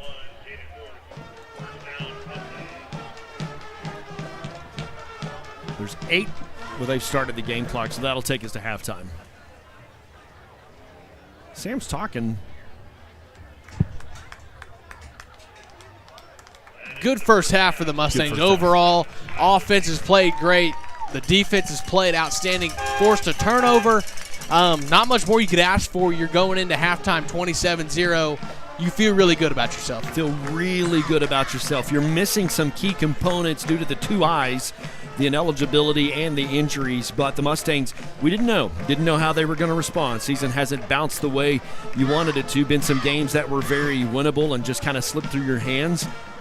And the Mustangs have come on the road, their last road game of the season. They're on top, 27-0 at halftime. Going to take a timeout. When we come back, we will talk about some stats and a special guest in our halftime show. Our jazz instructor, Dave Smith. We'll visit with him because jazz season is just around the corner on their pursuit to another 4A state championship. Brett Kellogg along with Blake Saul and the rest of the broadcast crew. This is the American Bus Halftime Show. We'll be back with more right after this.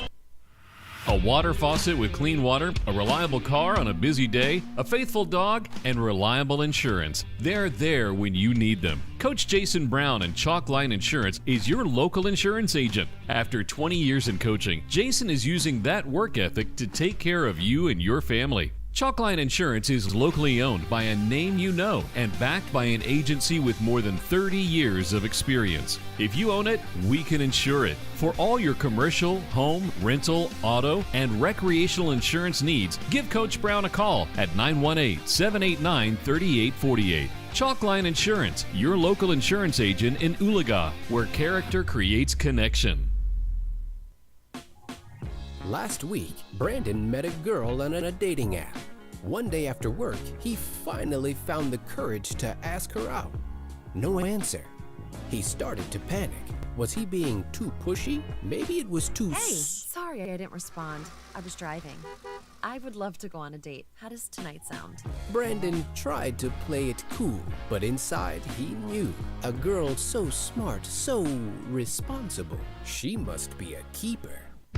RCB Bank is community. RCB Bank is friendly customer service. RCB Bank is trusted. RCB Bank is here to help. RCB Bank is yesterday, today, and tomorrow. RCB Bank is everywhere you need us to be. We are RCB Bank. Open an account online today to see why our customers always say, RCB Bank, that's my bank. American Bus Sales is celebrating 20 years of service, and we couldn't have done it without you. Founded in 2004, just outside of Tulsa, Oklahoma, we've grown into one of the most trusted names in the bus sales and rental industry across North America. Whether you need school buses, new and pre-owned shuttles, vans, handicap-accessible vans, or top-of-the-line coach buses, we've got you covered. We offer a wide range of buses and shuttles available for both short-term and long-term leases. Are you planning a one-time trip? Do you need a long-term contract? We have your transportation solution right here. We also specialize in selling renovated and customized buses and shuttles, and we buy quality used buses from across the country. Our extensive parts department supports repairs and restorations to ensure your fleet stays in top shape. For 20 years, American Bus Sales has built our brand on quality and customer care. We're proud to be your full-service fleet provider, committed to safety, reliability, and value. Visit AmericanBusSales.net today and see how we can help you with all your transportation needs. When it comes to making plans, you are the best. Those 9 months were also 273 days of planning. What about your daughter's first costume party? It was out of this world. And let's not forget those barbecues you plan in detail for your family and your more vegetarian by the day best friends. That surprise party for your parents' golden anniversary? You get the golden planning. The same way you plan each detail for those moments, start planning to protect you and your loved ones from a natural disaster. Sign up for local weather and emergency alerts. Prepare an emergency kit and make a family communications plan. Protecting your family is the best plan you can make. We said we'd never break the 3-second rule. Never do that. And never become a minivan mom. Hey, Chris. As parents, we say never a lot, but never happens.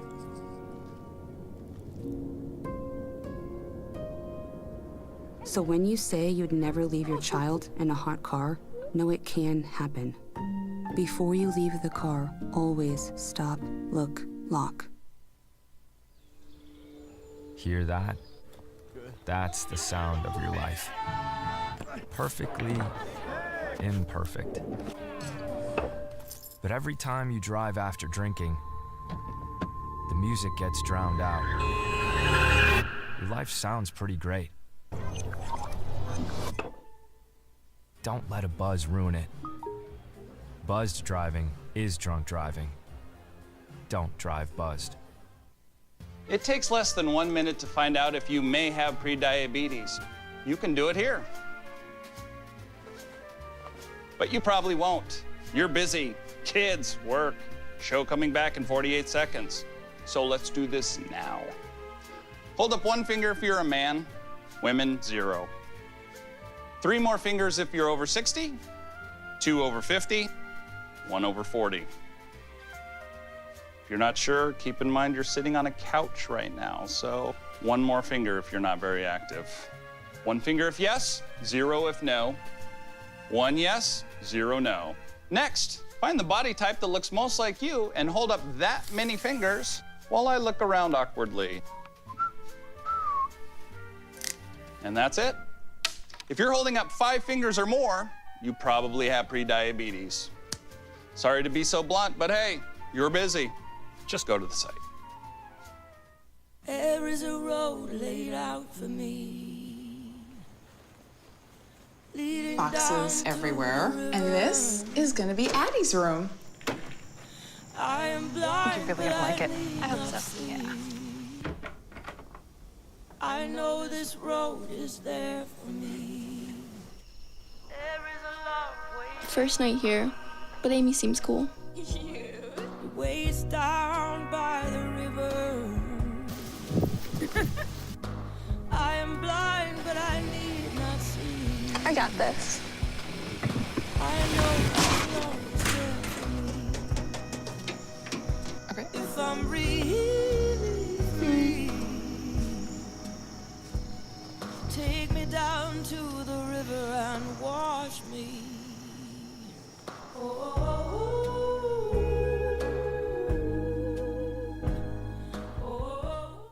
Hey guys, it's me, Isabella Gomez, filling in for Smokey Bear because he's got more to say than just... Only you can prevent wildfires. Like, if you're outside enjoying a barbecue, don't let a hamburger distract you from fire safety. Make sure you aren't dumping your hot coals or ashes onto the ground because that could start a wildfire. So take wildfire prevention seriously and let's save the world one day at a time. Juntos con Smokey Bear, podemos hacerlo. Go to smokeybear.com to learn more about wildfire prevention.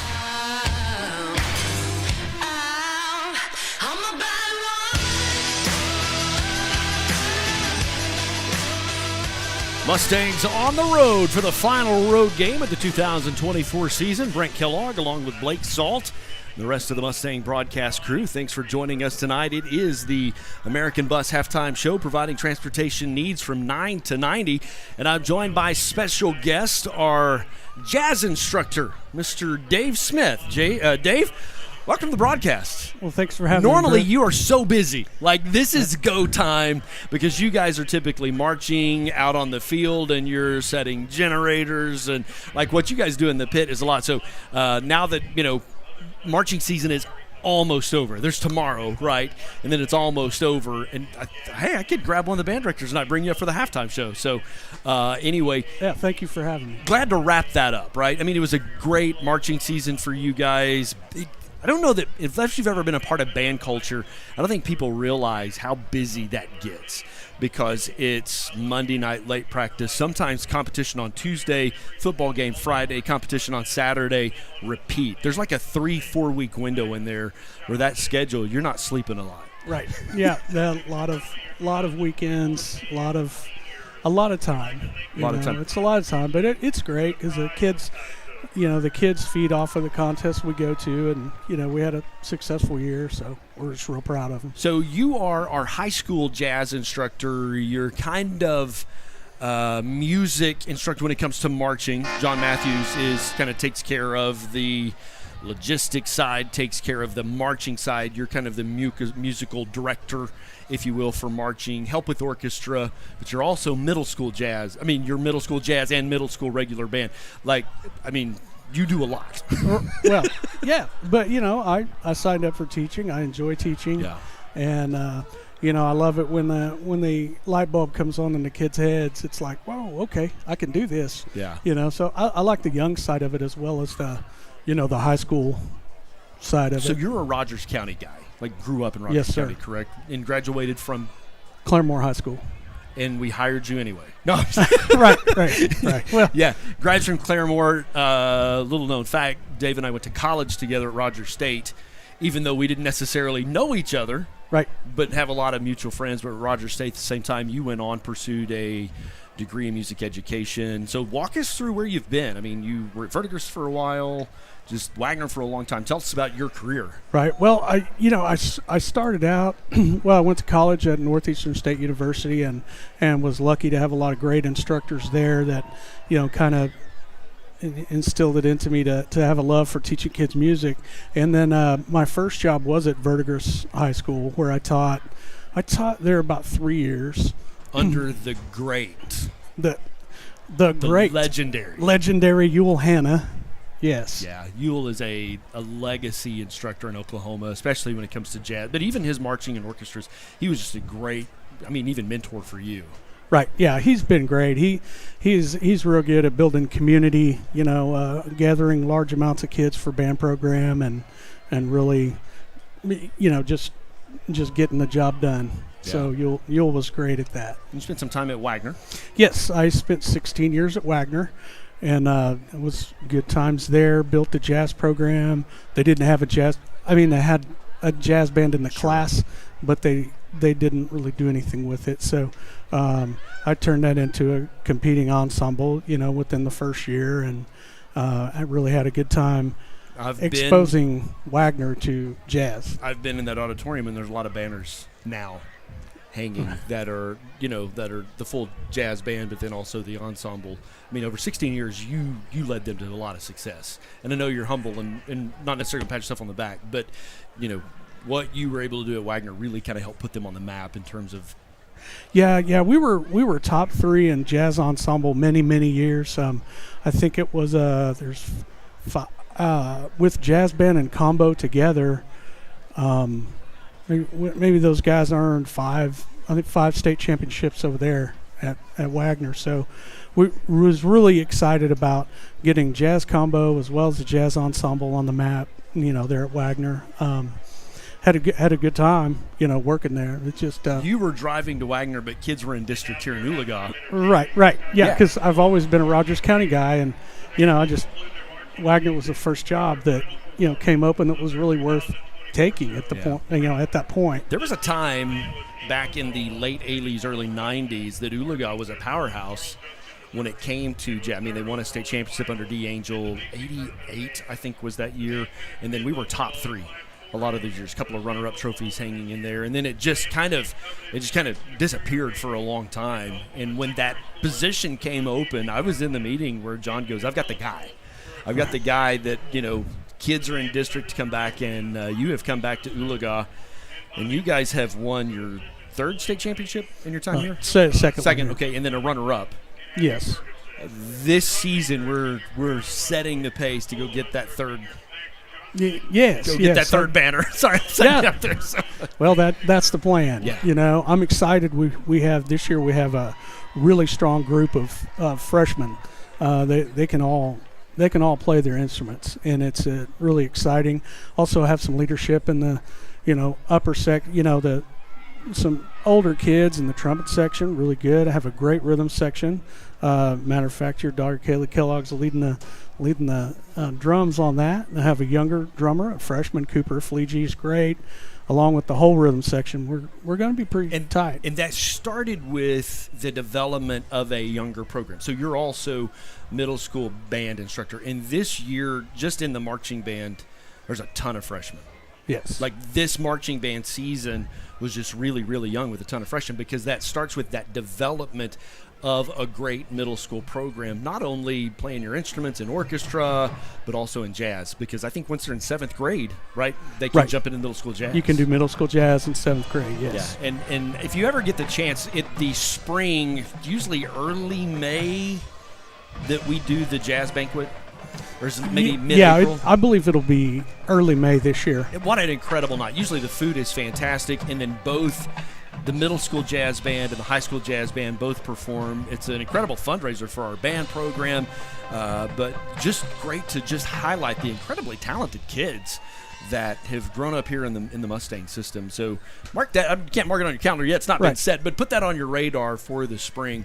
So let's talk about the jazz schedule, if you will. Usually Verdigris is kind of that first competition right before you leave to go home, but that really kind of kicks the beginning of competition season for you guys. Yeah. December 20th is our Verdigris Jazz Festival. I've been going there ever since I was teaching at Verdigris. I mean, I had a band going there, so it's just part of our thing and opens it up. And it's like, hey, we're successful in January, in December, we're going to work harder and keep going and get a new set of tunes in January. Sure.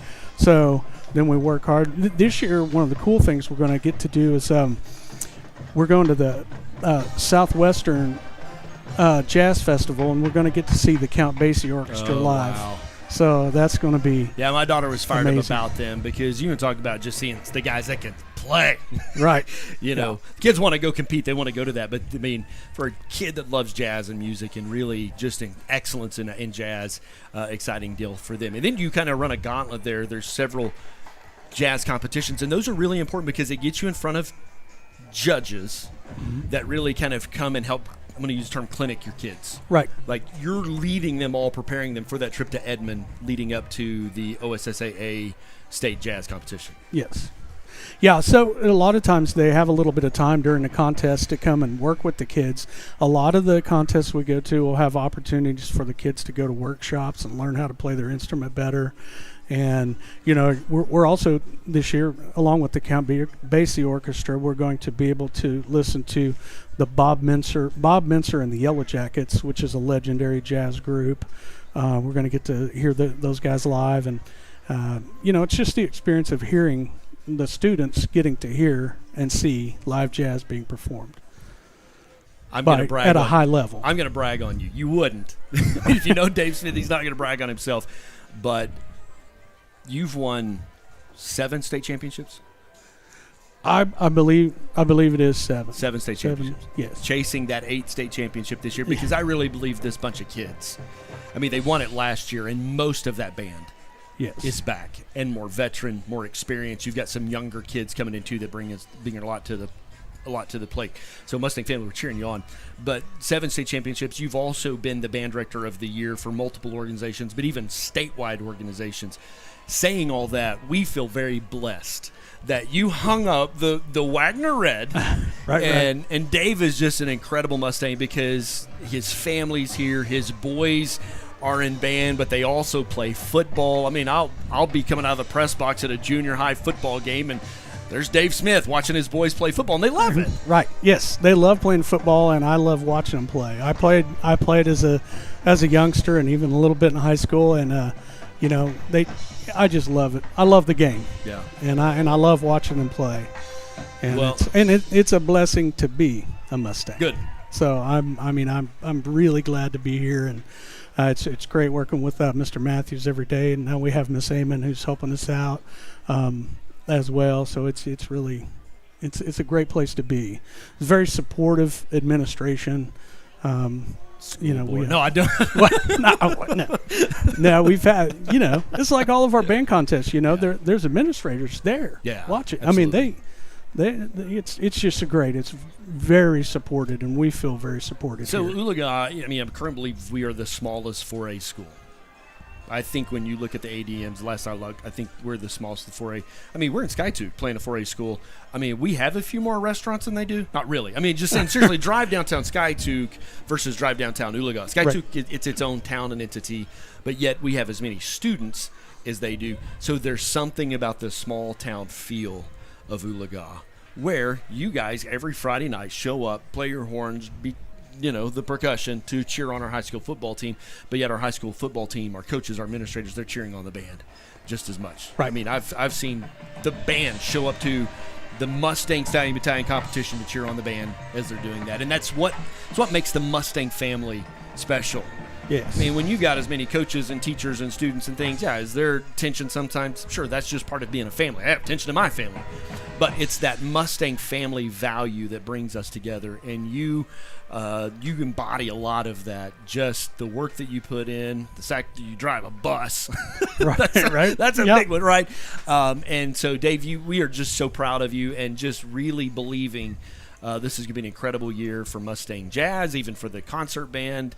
The trips that you guys take, we got a special deal at Oologah with our band directors and our band program, and I appreciate you coming on our halftime show. The Mustangs weren't marching tonight, so there really wasn't much else to interview, and text you early in the week and say, hey, come up and let's talk about jazz season, because it's just about time. Yeah, I'm really excited. I think it's going to be a great year for them. Yeah. So, and I've been there both times when you won the state championship, and I cried both times. It's a cool thing, man. It is a cool thing, and brings tears to your eyes just to see how hard those kids work and how it all comes together. And a lot of that is just to your knowledge, experience, a reputation you have in this state. We're really proud of the fact that you wear the Mustang blue. Well, I appreciate it. Thank you very much. All right, you can see the Skiatook Marching Band down performing their show. There's about 2 minutes on the clock. They'll stop that and reset that, and then we will come back with some stats. Dave, thanks for being with us at halftime. You bet. Brent Kellogg, Thank you, Blake Brent. Salt, along at the American Bus halftime show. We'll be back with more right after this.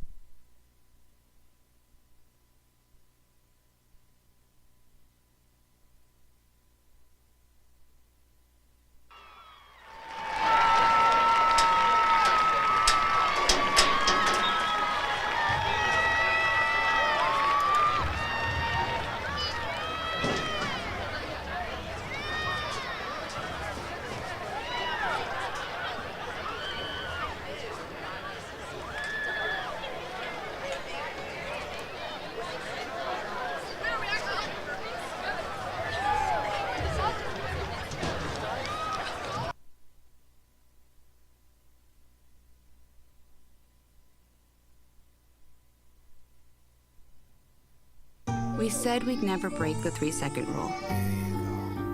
Never do that. And never become a minivan mom. Hey, Chris.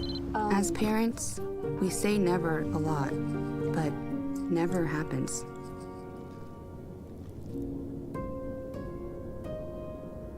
So when you say you'd never leave your child in a hot car, know it can happen. Before you leave the car, always stop, look, lock. When it comes to making plans, you are the best. The same way you plan each detail for those moments, start planning to protect you and your loved ones from a natural disaster. Protecting your family is the best plan you can make. At Raising Cane's, we're huge football fans, but we're also fans of your local fundraisers and fun runs, small victories and big ideas. And yes, even the neighborhood animal shelter. I was getting to that. Plus over 30,000 other partners in the communities we serve. When you order our hand-battered chicken fingers, craveable cane sauce, and jugs of freshly made tea and lemonade to cheer on your home team, you're also supporting your hometown. Raising Cane's Chicken Fingers. One love. Last week, Brandon met a girl on a dating app. One day after work, he finally found the courage to ask her out. No answer. He started to panic. Was he being too pushy? Maybe it was too... Hey, sorry I didn't respond. I was driving. I would love to go on a date. How does tonight sound? Brandon tried to play it cool, but inside he knew a girl so smart, so responsible, she must be a keeper. When it comes to making plans, you are the best. The same way you plan each detail for those moments. Start planning to protect you and your loved ones from a natural disaster. Protecting your family is the best plan you can make. American Bus Sales is celebrating 20 years of service, and we couldn't have done it without you. Founded in 2004, just outside of Tulsa, Oklahoma, we've grown into one of the most trusted names in the bus sales and rental industry across North America. Whether you need school buses, new and pre-owned shuttles, vans, handicap-accessible vans, or top-of-the-line coach buses, we've got you covered. We offer a wide range of buses and shuttles available for both short-term and long-term leases. Are you planning a one-time trip? Do you need a long-term contract? We have your transportation solution right here. We also specialize in selling renovated and customized buses and shuttles, and we buy quality used buses from across the country. Our extensive parts department supports repairs and restorations to ensure your fleet stays in top shape. For 20 years, American Bus Sales has built our brand on quality and customer care. We're proud to be your full-service fleet provider, committed to safety, reliability, and value. Visit AmericanBusSales.net today and see how we can help you with all your transportation needs.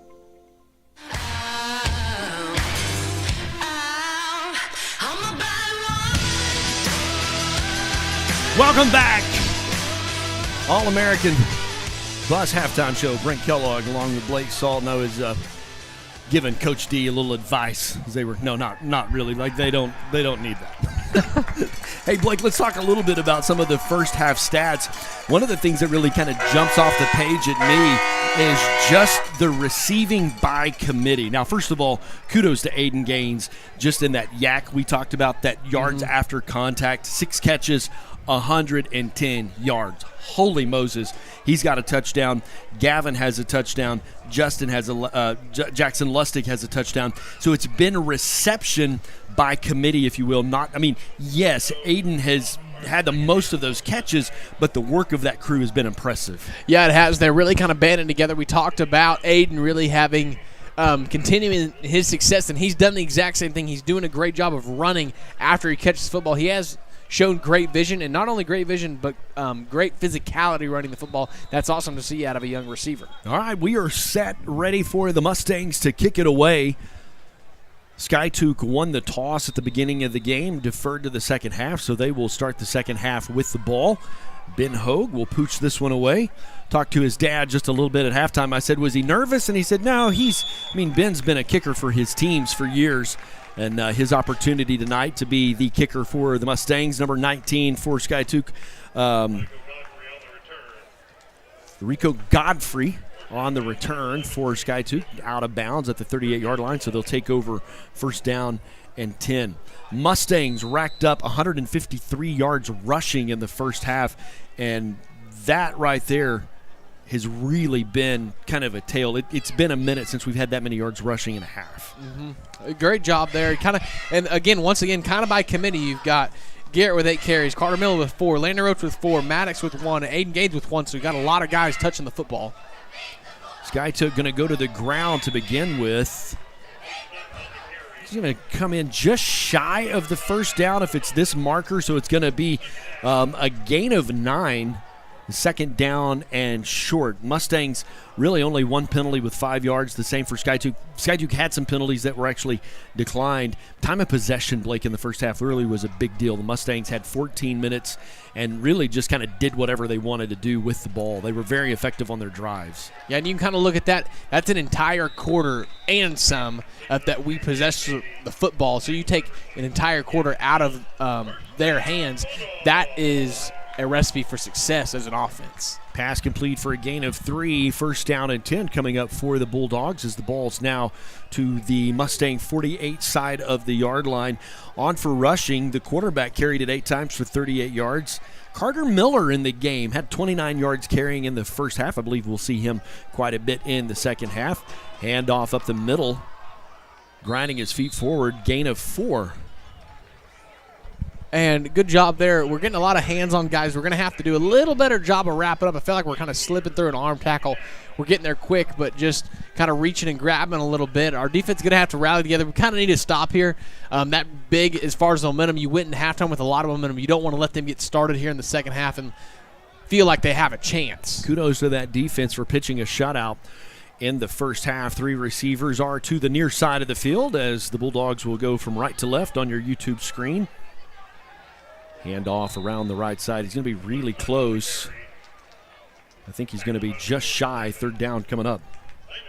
When we look at the scores at halftime over in Miami, they're on top of Cushing 14-6. So that's probably a big halftime. Miami, you got to feel good going in, just knowing what their playoff implications are. Big 3rd down here, though, in Skiatook for the Mustang defense. 3rd down and 1. With 3 receivers to this side of the set, quarterback's just going to keep that. I don't know, Blake, if he's going to get there. Hard to tell from our angle, but I don't know that he did. If it's on this official, he came in on the line of scrimmage. The far side, they're holding up 4th down, so no gain on the play. Big stop on that 3rd down for the Mustangs. And really got to bow your neck. You know they're going to go for this one. This is a big momentum drive for them. Got to bow your neck and be physical up front, our front 7. But our back end can't get lazy. We got to be ready for them to kind of drop back and throw one. Nothing gets behind you. You don't want to give up. Bam, hitting the backfield. I think he's dropped for 2, and the Mustang defense will hold. And you want to talk about, playing hard-nosed, tough, physical football. That was just some guys flying into the backfield and being physical and showing a lot of effort. A big stand for the Mustang defense. Bryce Byers, I believe, on that side really just created a disruption. Blew that play up. Mustangs will take over 1st down and 10 from the 41-yard line. Good field position for your offense. As an offense, going to have to get resettled. You always kind of have almost a fresh start. Get resettled, and we've had a lot of success running and passing the football, being two-dimensional, having a lot of options, stretching the field. We just got to get right back into that groove right where we left off. Carter Miller, sophomore running back in the backfield. Mustangs have 4 receivers in this set. Handoff. Carter up the middle. Going to move the Powell forward for a gain of a couple. Not a bad little pickup there on 1st down. You kind of see the in the backfield, there's a lot of read option potential there between the quarterback and the running back. That time chose to give it. Picks up just a couple. We talked about this in the pregame show, how important it would be tonight for the offensive line to create the protection for your quarterback, open up some gaps for the run game to give this offense some success. And I believe, Blake, tonight that they have done that very well. 4 receivers in the set. Coach, that one's on me. I'll take that one because I just talked about how the offensive line had done their job. He's a wrestler. So define hurt if you're a wrestler. Like, what does that look like? I'll say this. He's feeling a little bit of pain. You saw him kind of get shaken up there. Got taken down pretty hard on his shoulder. Tough kid. Want to make sure, you're not playing a guy, though, that's unhealthy in there in this type of situation. Looks like he shakes it off. Going to go right back in. I believe that's a loss of 6, so puts you at 3rd down and 14. Mustangs really haven't been in a lot of 3rd and long situations. They're bringing pressure. He'll throw it. Pass complete on the right side, shy of the 1st down by a couple of yards. So brings up a 4th down. And honestly, under a little bit of duress, delivers an accurate football, and that route is just a couple of yards short. You'd like to see kind of that route pushed a little bit, and I think that's a little bit of veteran savvy, something he'll grow into. Push that route 2 or 3 yards deeper down the field and come back to the sticks. But here we go. Got a good shot here at 4th down. Mustang's going to go for it on this side of the field. 4th and 3 coming up. They have been able to get Skiatook to jump off sides a couple of times. They've got 12 seconds on the play clock, so they got plenty of time here. Make sure they can do what they need to. Little quarterback option out to Miller on the left side. He's going to get the 1st down and about 3 more. 1st down and 10. Great job there on the read option. Pitches it out to Miller. Kind of turns on the jets there on the edge and moves the chains. That's a big 1st down and going to get the ball rolling for the offense here in the second half. Big 1st down for that Mustang, and I like that option. that really has popped its head a couple of times tonight, really created some lanes, if you will, for the Mustang offense. They've done a good job with it, and really key, they're really doing a good job of kind of like hanging on to the last minute. Garrett's hanging on right at the last minute, pitching out right at the last minute, giving the handoff, and that is what creates a really effective option play. 3 receivers in the set. Handoff to Miller up the middle. Gain of 6. And it just feels like he's so close to breaking one. He's getting to that second level so quickly. You see him when he puts his foot in the ground, he's got some speed behind him. So I think you could see him, one broken tackle, and we're playing the fight song again for that young man running in the end zone. Future looks bright in the backfield.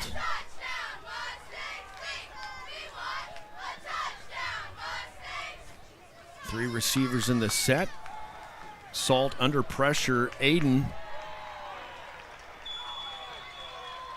Did your heart stop? My heart stopped. That whistle came in a lot. It seemed like forever before they blew the whistle on that play. But so going to lose some yards there, kind of just a desperation play. Trying not to give up the sack, but end up giving some lost yardage there on the throw. So third down and long. So they now. called that a complete pass. Okay. Yes, and then down, not a fumble. All right, so it's 3rd down and 7 coming up for the Mustang offense. Definitely in 4th down territory with 2 receivers to the far side. Salt pass was broken up on the right side. That linebacker, Mason Birch, really just got a hand up, knocked it down, so it's 4th down. Ed did a really good job there defensively. Realized he wasn't going to get back to the quarterback, able to get his hands up, and really puts our offense in a tight spot here with a long 4th down attempt. We're still going to go for it here. Miller in the backfield, 3 receivers in the set. 15 seconds on the play clock as the Mustangs look to the sideline to check the play.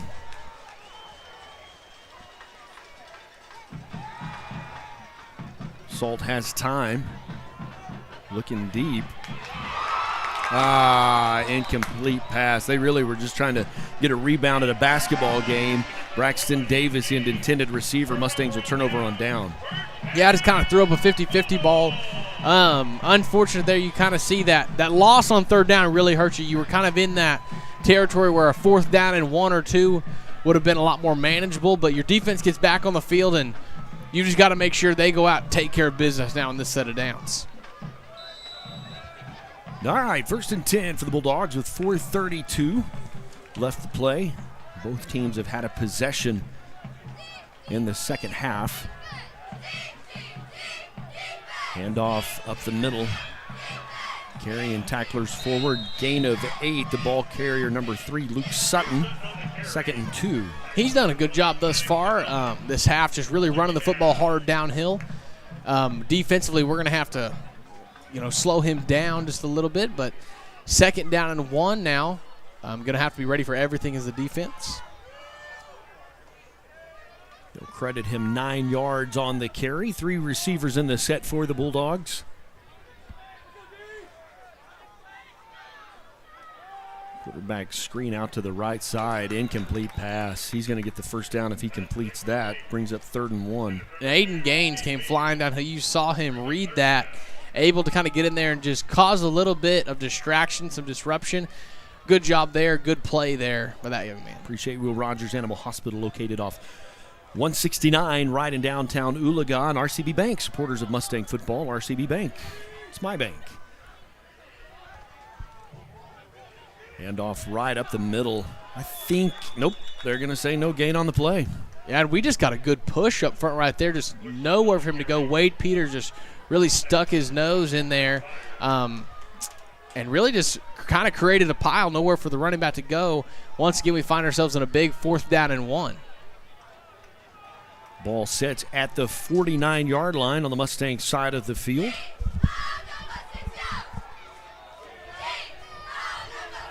Three receivers in the set. A big line for Skiatook. Oh, the Mustangs show blitz. That one was close. They're going to go ahead and give him the benefit of the doubt on the offsides. His foot got into the neutral zone, but an offsides for the Mustangs, second penalty of the night. But I'm going to give some kudos that the Mustangs have played a really good disciplined game in terms of penalties tonight. Yes, they have, and you see that just a little bit of aggressiveness. It's 4th down and 1. Everybody's amped up. You know, and if you can time that up right, that gives you a huge advantage. Just an unfortunate penalty there. Mustangs back out of the blitz. Pressure coming. Quarterback going to go down. Loss of 2. A sack. We're going to call his name again. Caden Fisher. Having himself a really good night tonight defensively. Did a good job getting pressure and bringing him down. Sets up Skiatook behind the chains. Something you really like to see as a Mustang defense. Another sporting event of interest going on. I know the masses are watching Mustang football tonight, but the LA Dodgers on top of the New York Yankees in Game 1 of the World Series. Dodgers up 1-0. Tulsa Drillers are affiliated with the LA Dodgers. Screen out to the left side. I don't know how that's not an incomplete pass. I mean, I'm going to take it because I see Mustang blue, but that was a forward pass. And I think that touchdown's going to come off the board. I'm confused with you as well. I know it's behind the line of scrimmage, but it's still a forward direction pass. Yeah, they're going to huddle up. This coach wants to – they're going to huddle up and talk about it. And there's a flag down. I really don't see – I think this will be incomplete pass once they talk about this. No, he says touchdown. Wow. How about that for Wade Peters? Scoop and score, baby. And that's big time defensively, especially for that young man. As a defensive lineman, getting your hands on the football is an amazing thing. They are going to huddle. There's a flag. I'd be curious. So the penalty was against them, and we're going to decline it? Yes. Good. I think is what they're saying.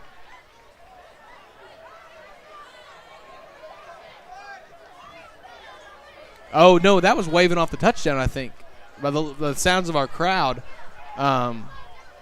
Yeah, but they're bringing the ball back.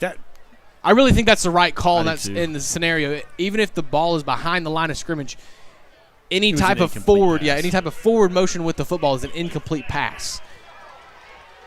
Excellent play, though. I would have, congratulate the effort, though, by Wade Peters of being aware. And like you said, when you don't hear whistles, you keep playing. You play whistle to whistle. That young man doesn't hear a whistle, scoops it, and takes it all the way to the house. Excellent effort by that young man.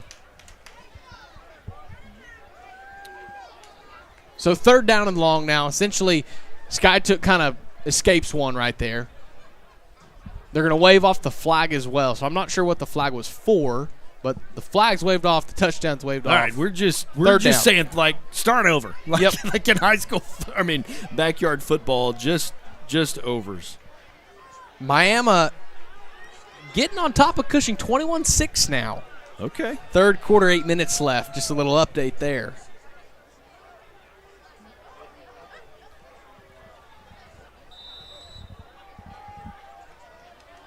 Third down and 12. For the Bulldogs. All right, 3 receivers will move out to the far side. 2 will go to this side. The Mustangs are going to show a blitz. Quick pass over the middle. Going to be curious. He said pass interference on us. I guess we just prevented him from getting forward.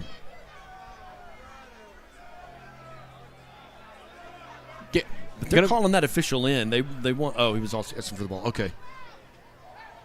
Going to be interesting though. Kind of just threw that one up. Kind of an odd play. 2-1 Yankees. Our director Jason Streeter's a big Yankees fan. So there's lunch on the whole series because I'm a part-time Drillers employee, and so I kind of cheering for the Dodgers. But being a Rangers fan. It's hard for me to pull for the Yankees. I don't know. You love me enough to come back and punch buttons next week, right? Okay, yeah, he's first down. All right, so a PI. Not sure if we called that timeout or they did. We're talking about it right now. I think right now we're just going to get everybody reined back in. Kind of had some wild events there. The pickup where we thought it was a fumble, not a fumble. They call it back. They call off a penalty. They call another penalty on us. Now we're down kind of deep in our own territory. You took a touchdown off the board, and now they're getting close to the red zone. Hey, we've had a van load of FFA students that have made the trek to Indianapolis, literally 2 days of travel. Don't know if they're listening on their way home tonight, but Oologah just has an incredible FFA program, and there they are loading up, headed to Indianapolis. They competed in the Ag Issues for a national championship, fell short of that goal. But they are the state champs from Oklahoma last year, which put them in the pile. Congratulations, I believe, to Missouri, neighboring state of Oklahoma. They did win the Ag Issues National Championship. We had a couple of kids from Oklahoma do well, but they weren't necessarily wearing the Mustang blue and gold. But kudos to those kids. And Miss Smith, just working with them tirelessly. She had them prepared and ready to go. Been a lot of work go into this. All right. Quarterback got some time. He'll scramble for a gain of maybe a yard, and Caden Fisher will bring him down. Yeah, he was just kind of all over him. Caden did a good job of just containing there. The quarterback didn't really have anything to go, kind of just gave himself up and went down there. So second down, and we'll say 9, but it's a long 9. Our defense just kind of rally, settle back in. They've done a good job thus far. First time they've really been tested this game deep into their own territory. Don't want to leave out Mr. Jackson, our other FFA instructor. Appreciate Miss Smith, Mr. Jackson, all their hard work. It's busy time, really, as they've kind of wrapped up the fair season. Have a lot of kids that competitively show. How about that? The speed that Maddox had to really just kind of bring him down. Gain of 2 brings up on 3rd and long. A great tackle with that young man, because they had it blocked up on the outside. If he's able to get the edge, that probably goes for a touchdown for them. And that feels like a 21-yard run for a gain of 2.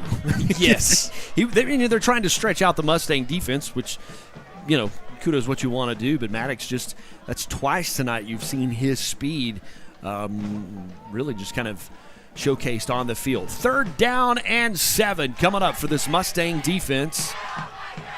Big offensive line in for Skiatook. Quarterback going to roll out. He's under some pressure. How about that? How about that again tonight? Number 11, Caden Fisher, will bring him down. Wade Peters will help make the sack. Big loss for the Mustang defense. And really, a first down now, Blake, is a really big challenge just to move the chains for them. Yes, and just great job there all up front defensively. And they're, I think, going to have a timeout. They're going to talk about this one. Like you said, that's a long ways to go. They're going to talk about it. Great job, though, defensively for that stand on 3rd down. All right, I want to show you something here. So when you go to the FFA National Convention, literally students from all across Oklahoma, Texas, Missouri, Arkansas. Go ahead and play that, but I'm going to talk over the top of it. So this is a TikTok, a video that our FFA kids made. You can probably hear some audio under there as well, but I'm talking over the top of it. So what they did is they found somebody from every one of the 50 states, took a picture with them, made the TikTok, and it's pseudo gone viral. They're getting close to 20,000 views. Wow. So even though we didn't win the national championship, kind of a... Had to win the TikTok contest. Yeah, had to win the FFA TikTok contest. My daughter's on this trip, so that really was the thing she was excited about. If I'm going on this trip, I'm excited about where we eat, right? where we eat. So kudos tonight, by the way, Crescent Cafe in Skiatook, relatively new restaurant. They have been, of course, I've got connections in Sand Springs. They've been in Sand Springs for a long, long time. And then they've opened a second location here in Skiatook. We stopped and had just incredible food. You get the opportunity to go in. Their staff does a great job tonight. And kind of welcome to the hood. I was really excited when they opened this location. So, all right, we are into the 4th quarter.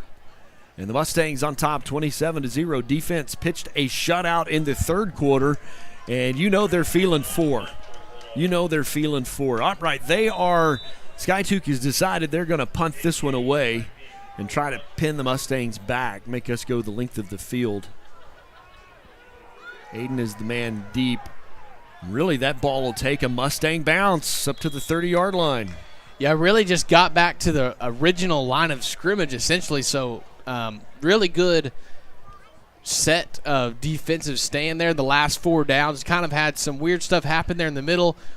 Bend don't break. Been our story about our Mustang defense for the past 3 or 4 years. They've done a great job at it, and again, still keeping that shutout on the board. And I know that's a big deal to not only these kids but this coaching staff. That's something they preach to these guys. That is a huge deal. Well, kudos to the Mustangs, too, because kind of getting that third-quarter monkey off your back. Hand off the middle, gain of 5. And Miller just doing a good job. I really feel like he does a good job of just, when he gets the ball, he's going full speed. He's getting downhill quickly. He's hitting the hole fast, and that does well. You see him kind of be able to just fall forward for some extra yards there. It's been exciting to watch him run the ball tonight. Really been really explosive. 4 receivers in this set. 11:05 left to play in the ball game. Carter Miller, handoff. He is going to gain 4. And really close to that first down marker. And you see him just kind of slowly brought down. We got a Mustang down on the field. And that's one of the big guys, too. We're pretty thin on both the offense and defensive line. Now, it takes 5 guys typically to make an offensive line. We're a 3-down set on our defense. Number 61 for the Mustangs will come in. Wyatt Wells called his name a lot the last few weeks. Hey, your homecoming king. And your homecoming king. Is that Cooper, I believe? I see the 7. I think so, but I'm not 100% right guard, sure. Cooper Robinson played a lot of snaps. It's Micah Chang.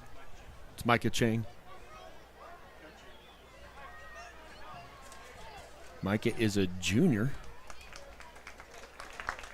Yeah, Mustang fans are giving him a big clap as he will really under his own power walk off. That's always good to see for those guys to walk off their own power. A testament to those guys who play in the trenches, as what they say. They're really the unsung heroes of a lot of football games, and they take a beating each and every week on their knees and their ankles and their backs and just their shoulders, everything. They put their bodies on the line for the guys in the backfield and the guys out wide to go score touchdowns and get all the glory. But props to those guys. That's a special group to be able to play offensive line. It's really a selfless position, and just shout out to those young men. I believe Wyatt Wells will go into the left guard. Aiden Gaines will go in motion. They'll hand it to him, end around. He'll get the first down. He's gone. 40, 35. Nobody on the field can catch him. Stampede touchdown. That was a big one. You saw that hole, and it just opened right up, and you said it early. He was gone. Turned on the jets, and he's having himself a big night, not only through the air, but on the ground. I'm curious to see. He had, before that carry, 7 yards rushing, so that number is going to be added to quite a bit, and a touchdown. All right, so the Mustang football season hasn't gone the way that really they're going to hold up here and get it, trying to run somebody in. Warren will come in. Yeah, because we've let them through several times tonight. It's really important that the line here block this. Ben gets it up, and it's good. Big Ben Hogue for the PAT, and the Mustangs on top, 34-0. Really graduated from Oologah 93. Went to some of those state runs back in the 90s, was here when the 3 state runs. I mean, the expectations for Mustang football are very, very, very high. We're very well aware of that. Our coaching staff embraces that, accepts that. While this football season hadn't necessarily been everything you'd want it to be, like the 3 of those games were just a play, a score, a penalty away from really the Mustangs positioning themselves for number 2. And then, I know I'm pie in the sky talking here, right? But there were just some things that slipped through our hands. But I want to talk for just a second here about a lot of the names that we've read tonight. Aiden Gaines is a sophomore. Carter Miller is a sophomore. There's a lot of guys that are picking up some significant snaps this season, and they're growing. This group that is 8th graders that's coming up, coaching staff are really excited about them and what they're going to contribute in the years to come.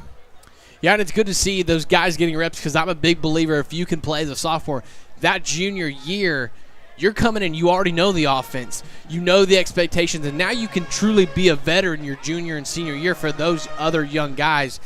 And you kind of get the rust off, shake off the nervousness of the playmakers. We've really seen it's taken him a few games, but we've seen Aiden Gaines find his way. We've seen Carter Miller. We haven't seen him all season. He comes in and is making a big impact tonight in the backfield. You're losing Warren Pierce. You're losing Cooper. You're losing Bryce Byers, and Bryce has been a 3-year starter. Handoff up the left side, gain of 4. But a lot of your linemen are coming back. Yeah, so we're talking about some young guys. Got a lot of young guys now in there on defense. A lot of personnel change. You kind of see your ones guys, your starter guys coming off. They're happy. They're celebrating. They're happy for these guys. It's a fun time here if you're a Mustang tonight. Mustangs needed this. Yes. Really, really needed this. Need some of these guys to have some breakout games tonight, like Carter Miller, like Aiden Gaines. Handoff again up the middle.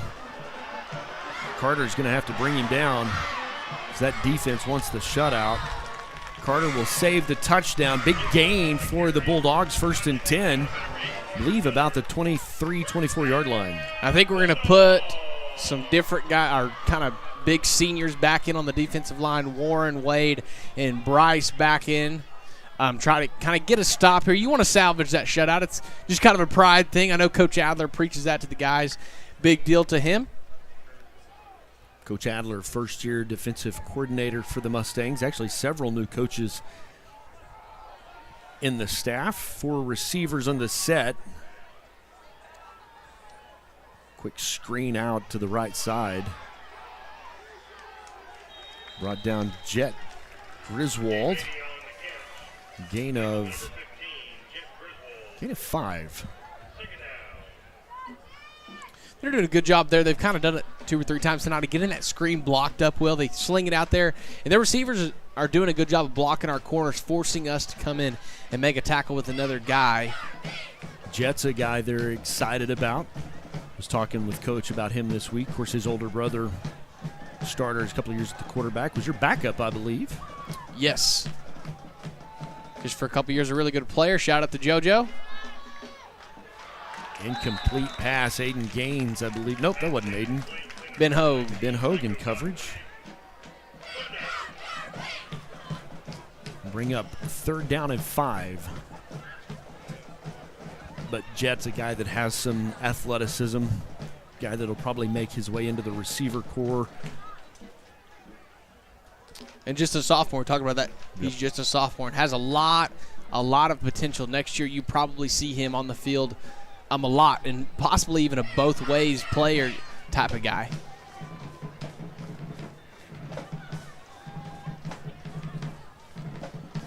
Quarterback under some pressure, incomplete pass. This time they're going to blow the whistle so that we don't exert the energy running all the way. Yeah, that was another thing. We had all 11 guys sprinting down there. Everybody wanted it on the party, you know. But here, this 4th down, so that your young defense here kind of getting a chance to make a stop here, and this is big. I know all your starter guys are on their toes. They're watching on the sideline with anticipation.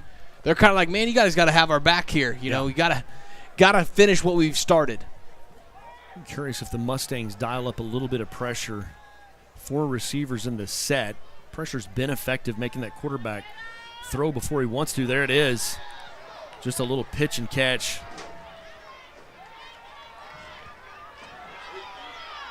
Tyler Mathis in for the stop. It's enough for a 1st down, but there's a flag back in the backfield, Blake. Kind of back in the holding area. Yeah, and that's what he just called. It wasn't 1, there were 2, but that'll bring that one back, I would imagine.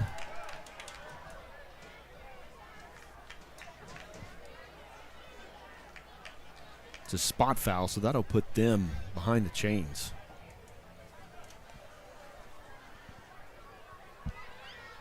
And that makes 4th down a lot easier, yeah, for the defense. 18.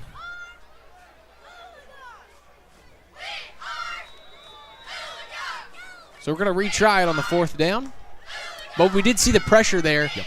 And without the hold, he's going to go down. Right. And so, I mean, in that case, the lineman probably did the right thing, let you live another day. Mustangs bring pressure. There it is. Caused the quarterback to throw it a little bit before he wanted to. Kudos to Isaiah Quinteras in coverage. And Skiatook will turn over on downs. Shout out to him. Once again, another wrestler. Promising future for that young man coming this winter. And turnover on downs, you said. So offense gets to take back over. A 6.5 here to play. Like to see him take care of the football, be smart, be patient. Let's run this clock out. Let's go back and let's celebrate a Mustang victory. The bus ride home after the victory is a lot more funner. Ladies and gentlemen, I know you can see the jumping around. I promise we're not partying. The guys up top. I think the coaches are getting excited. We apologize for the moving clock. Handoff, going to go up the middle. Still grinding forward. Looks like a gain of 7. See young Mr. Grady Vogel. Once again, another sophomore, promising future for him in that position. Coming into that role. 2nd down and short now for the Mustangs.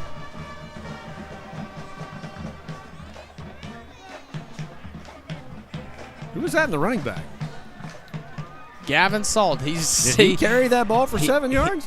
He said, I'm going to let Coach Noble. Vogel to Peters, gets the first down. Brought down by a horse collar. Yep. They'll call that, so they'll tack on. 1st and 10 for the Mustangs. That's one of those penalties we talk about, kind of a safety thing. You see him get pulled back the wrong way. It can be hard on your knees and things like that. Just kind of keeping our players safe. Wade's fired up. He was fired up pregame as I was down on the field talking with the coaching staff. He was just excited to play ball tonight. Yeah, Gavin was super excited to get to run the football. It's been, I think, he said it was 7th or 8th grade year since he said he's got to run the football, so he was excited. Said he finally got Coach Noble talked into letting him run it here. All right, the ball spotted at the 41-yard line. 1st and 10. Handoff again, Mr. Salt up the middle, pushing the pile. Gain of 3. You know what? He's not really one of those guys that you're going to see dance a lot. He's just going to get the football and run downhill. Not afraid of being hit. Because his older brother probably, when those two came along, it got louder in the Salt House, didn't it? Yeah. Were you 4? Is that how old you were when they were born? I was, yes. Yeah. I was just about to turn 4, so there's been a lot of roughhouse and a lot of UFC fights in the living room. There's been a lot go down at the Salt House. And Dad's right in the middle of it, right? Yep. He's the pinata. Wade Peters on the carry, moving the pile forward. Gain of 8, 1st and 10. Want to talk about rush by commission. Yeah. It's just everybody there's get a chance. Fumble on the play. But there's also a flag, so curious to see what's going to go down here. They're going to say Skiatook football.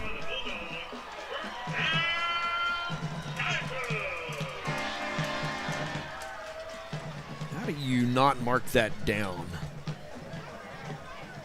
Reason why I'm not the official. You said you saw a flag. Did they just pick it up, or I'm not sure what happened to that one. But it's going to be 1st down and 10 from the Skiatook 29-yard line. 4.5 left here in the game. All right, 4 receivers in the set for the Bulldogs. Handoff up the middle. Gain of 3. Rallying to the football, the Mustang defense. Band's fired up. I don't know if you can hear that out there in TV world, but they are rocking right now. That's the horse on speed dial, I think. Actually, that's Skiatook. Oh, is it there, band? Skiatook playing our song. Yeah.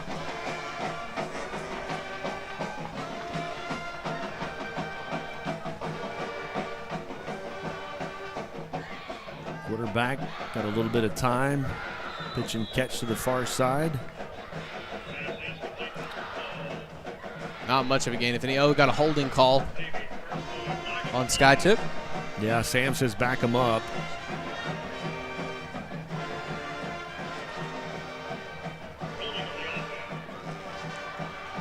That is one of the Oologah Mustang songs. So it's the confusion.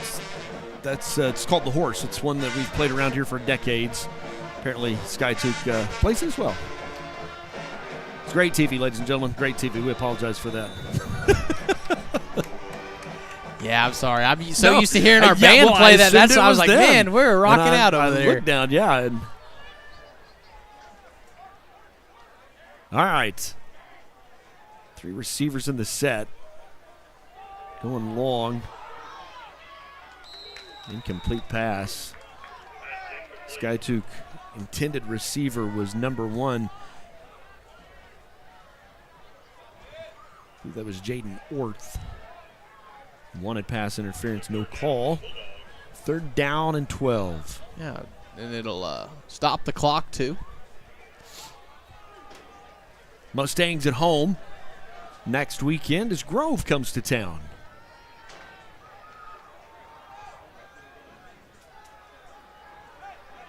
Check scores in District 4A3 in just a moment. Pass out to the left side. Jett will knock him out of bounds. And I believe, Blake, he's just shy of the 1st down. So it's 4th and about 2. And Wagner all over Grove, 34-0. That's at Grove Great. Now they're going to tonight. make him mad and send him to us next week. Fort Gibson all on top of Catoosa, 42-13. Okay. Miami on top of Cushing, 28-14 there in the 4th quarter with 5 minutes left. So looking good for Miami. Handoff at the left side on a 4th down, still on his feet. Good gain will be a 1st down and 10 for Skiatook.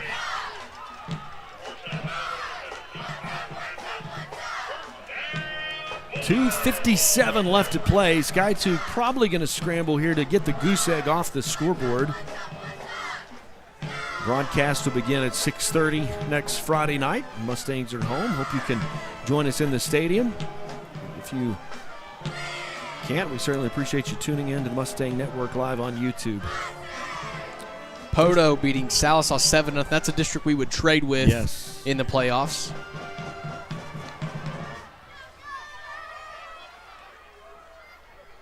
Pass to the left side, carrying the pile forward. Stop the clock, gain of about 3. Ben Hogan there on the tackle. Another young guy getting in the game today, had some kicking duties. He's had significant snaps over the last couple of weeks. Yes. Starting in the secondary on defense, obviously carrying the kicking duties for the Mustangs, I would assume, the rest of the season.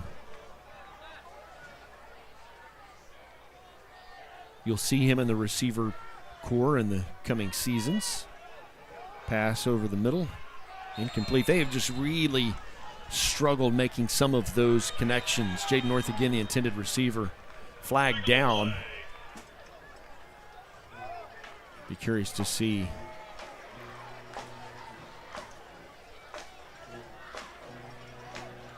Do they wave it off? Nope. Here we go. Pass interference on the defense. Yep. Mustangs, for the most part tonight, have played a pretty clean game defensively. You've got some 2s and 3s in there at this point, and, you know, they're going to get beat on a route and maybe grab on something or, you know, ball in the air. Younger player might get a little bit anxious, so a propensity, if you will, to complete a penalty. Mustang defense showing a little bit of confusion, honestly. Pressure coming.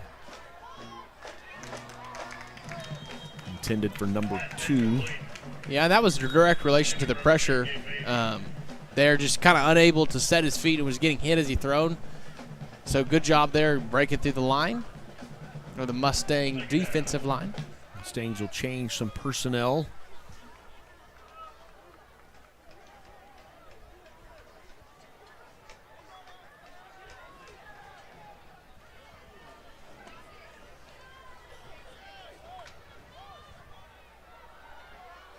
.229 left to play in the ball game. This one well in hand. Pressure coming actually just a little set screen play. Mustangs have tackled really well tonight, Blake. And we talked about that in the keys to success. The secondary, those linebackers have brought the guy down. And that's really been key to your Mustang defense productivity tonight. Yes, it has. And that first guy's doing a really good job of wrapping up. Everybody else rallying behind him. We've heard a little bit of pop from the Mustang defense tonight. It's been really fun to watch. The Mustang defense has been strong tonight. 3rd down and 2. Both teams have had the ball twice in the 4th quarter. Mustangs were driving and had their only turnover of the evening. Pass to the end zone. I believe it's a touchdown for Skiatook. So the goose egg comes off the board. An excellent catch by that young man. Got to give him props there. Kind of had some toe drag there, leaned way out over the sideline, able to drag his toes and get it in. Uriah Hooks in coverage for the Mustangs. Trying to call a lot of these younger guys' names that are getting some playing time tonight.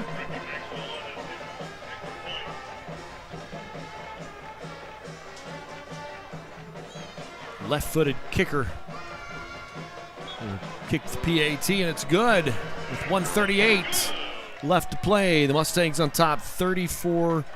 I want to thank our great Mustang sponsors like Raising Cane's, popular chicken finger brand with a focus on community involvement. Advanced Orthopedics of Oklahoma, trusted for their experience, chosen for their care. Armstrong Bank, looking right along beside you, more than 100 years. Edward Jones Investment, our friend Kent Jensen, thinking about financial future? Give Kent a call. All Smiles Dental, quality, affordable dental care right here at home. If you're looking for insurance, whether it's business, personal, car, home, give Chalkline Insurance Agency a call. Your local insurance agent right downtown Oologah. Neely Insurance Financial Services, longtime supporter of Mustang Athletics. Serving financial and insurance needs since 1951. RCB Bank, proud supporter of Mustang football. That's my bank. Appreciate all of our community partners and their support. Not only Mustang football, but Mustang athletics, basketball. I know girls have reported the guys are doing some practice as well. Just, we'll blink twice, Blake, and it'll be wrestling and basketball season and swimming season. Jets going to fair catch that one at the 30. We got a little tangled up out here. Some laundry on the field. See what the call is.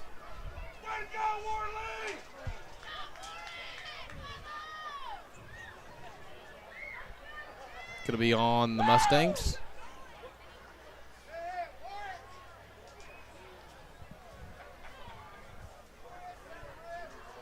Ball was at the 30. Waiting on the official, the white hat, to. Might be a 15-yarder.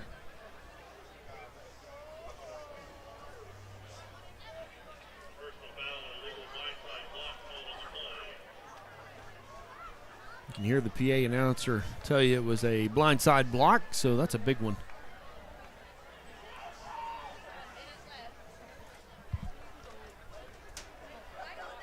Boy, put you back at the 15-yard line. You'd like for your offense to get just a couple of first downs. Obviously, it's mathematically impossible for Skiatook to answer here, but you'd like to be able to just burn that off. Get my favorite formation for football, the big victory formation. Handoff up the middle. Moving the pile forward. It's like a gain of 6. Yeah, good tough run there.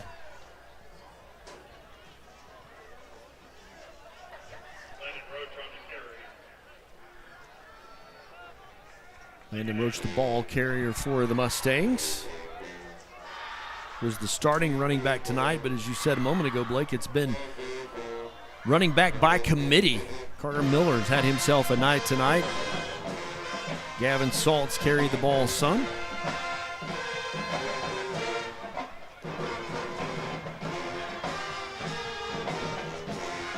Four receivers in this set. Clock continues to tick away. Mustangs will just keep it on the ground. Mr. Roach will pick up 8, first down and 10. We'll have to snap it at least one more time. We've just got about 2 seconds between the play clock and the game clock. So I would imagine this time they're going to let some of these guys come in for the victory formation. Wade Peters, Garrett Gavin, those starters really kind of earned this one tonight. And I think the response was and I think a lot of us, how was this team going to respond? Yes. You haven't won a district game this season. 3 of them have been very, very, very winnable. How was this team going to respond? And Blake, quite frankly, feel like they responded very well. Coach Noble last week talked about there's no quit in the blue and gold. And tonight, man, 34 points.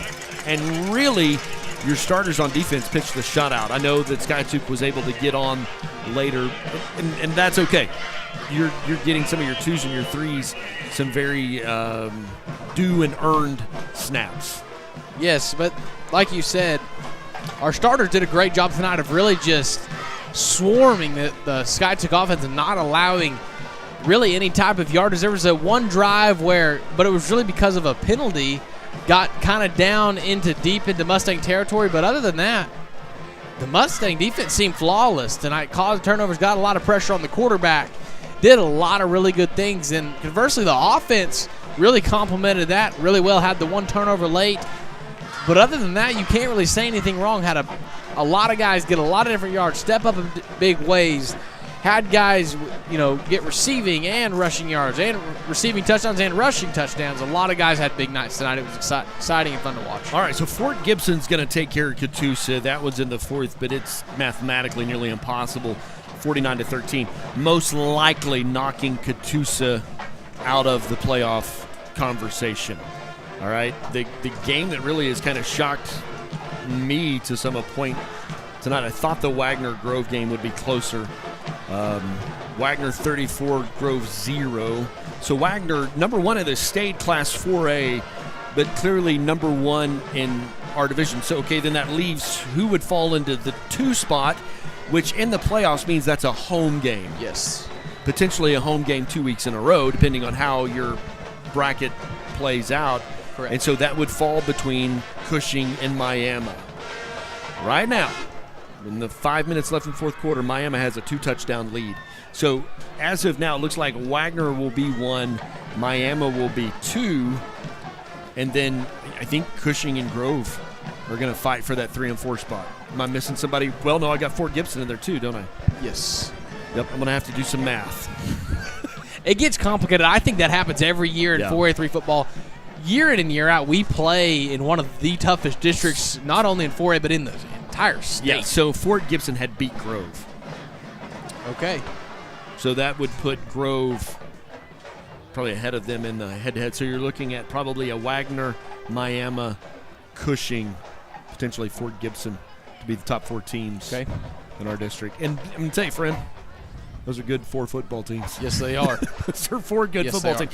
Oologah has traditionally been 4A3 has just been really just the dominant district in 4A football.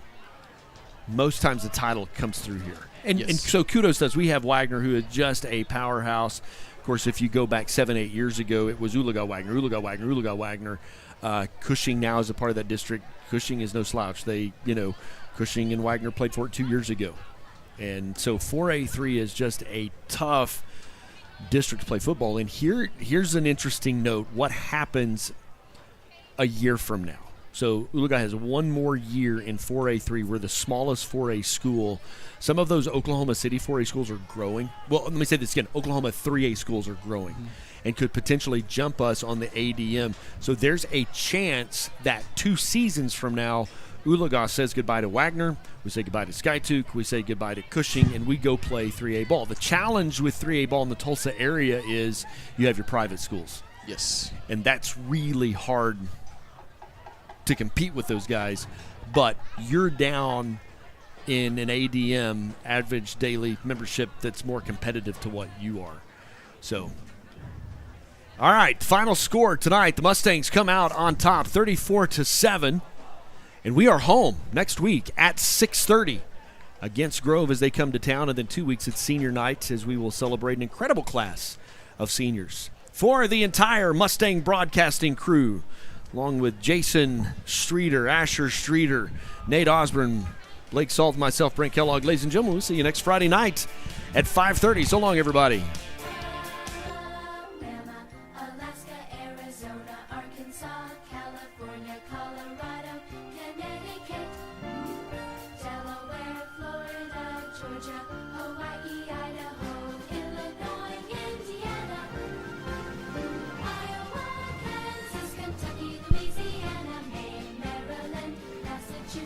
Michigan, Minnesota, Mississippi, Missouri, Montana, Nebraska, Nevada, New Hampshire, New Jersey, New Mexico, New York, North Carolina, North Dakota, Ohio, Oklahoma, Oregon, Pennsylvania, Rhode Island, South Carolina, South Dakota, Tennessee, Texas, Utah, Vermont, Virginia, Washington, West Virginia, Wisconsin,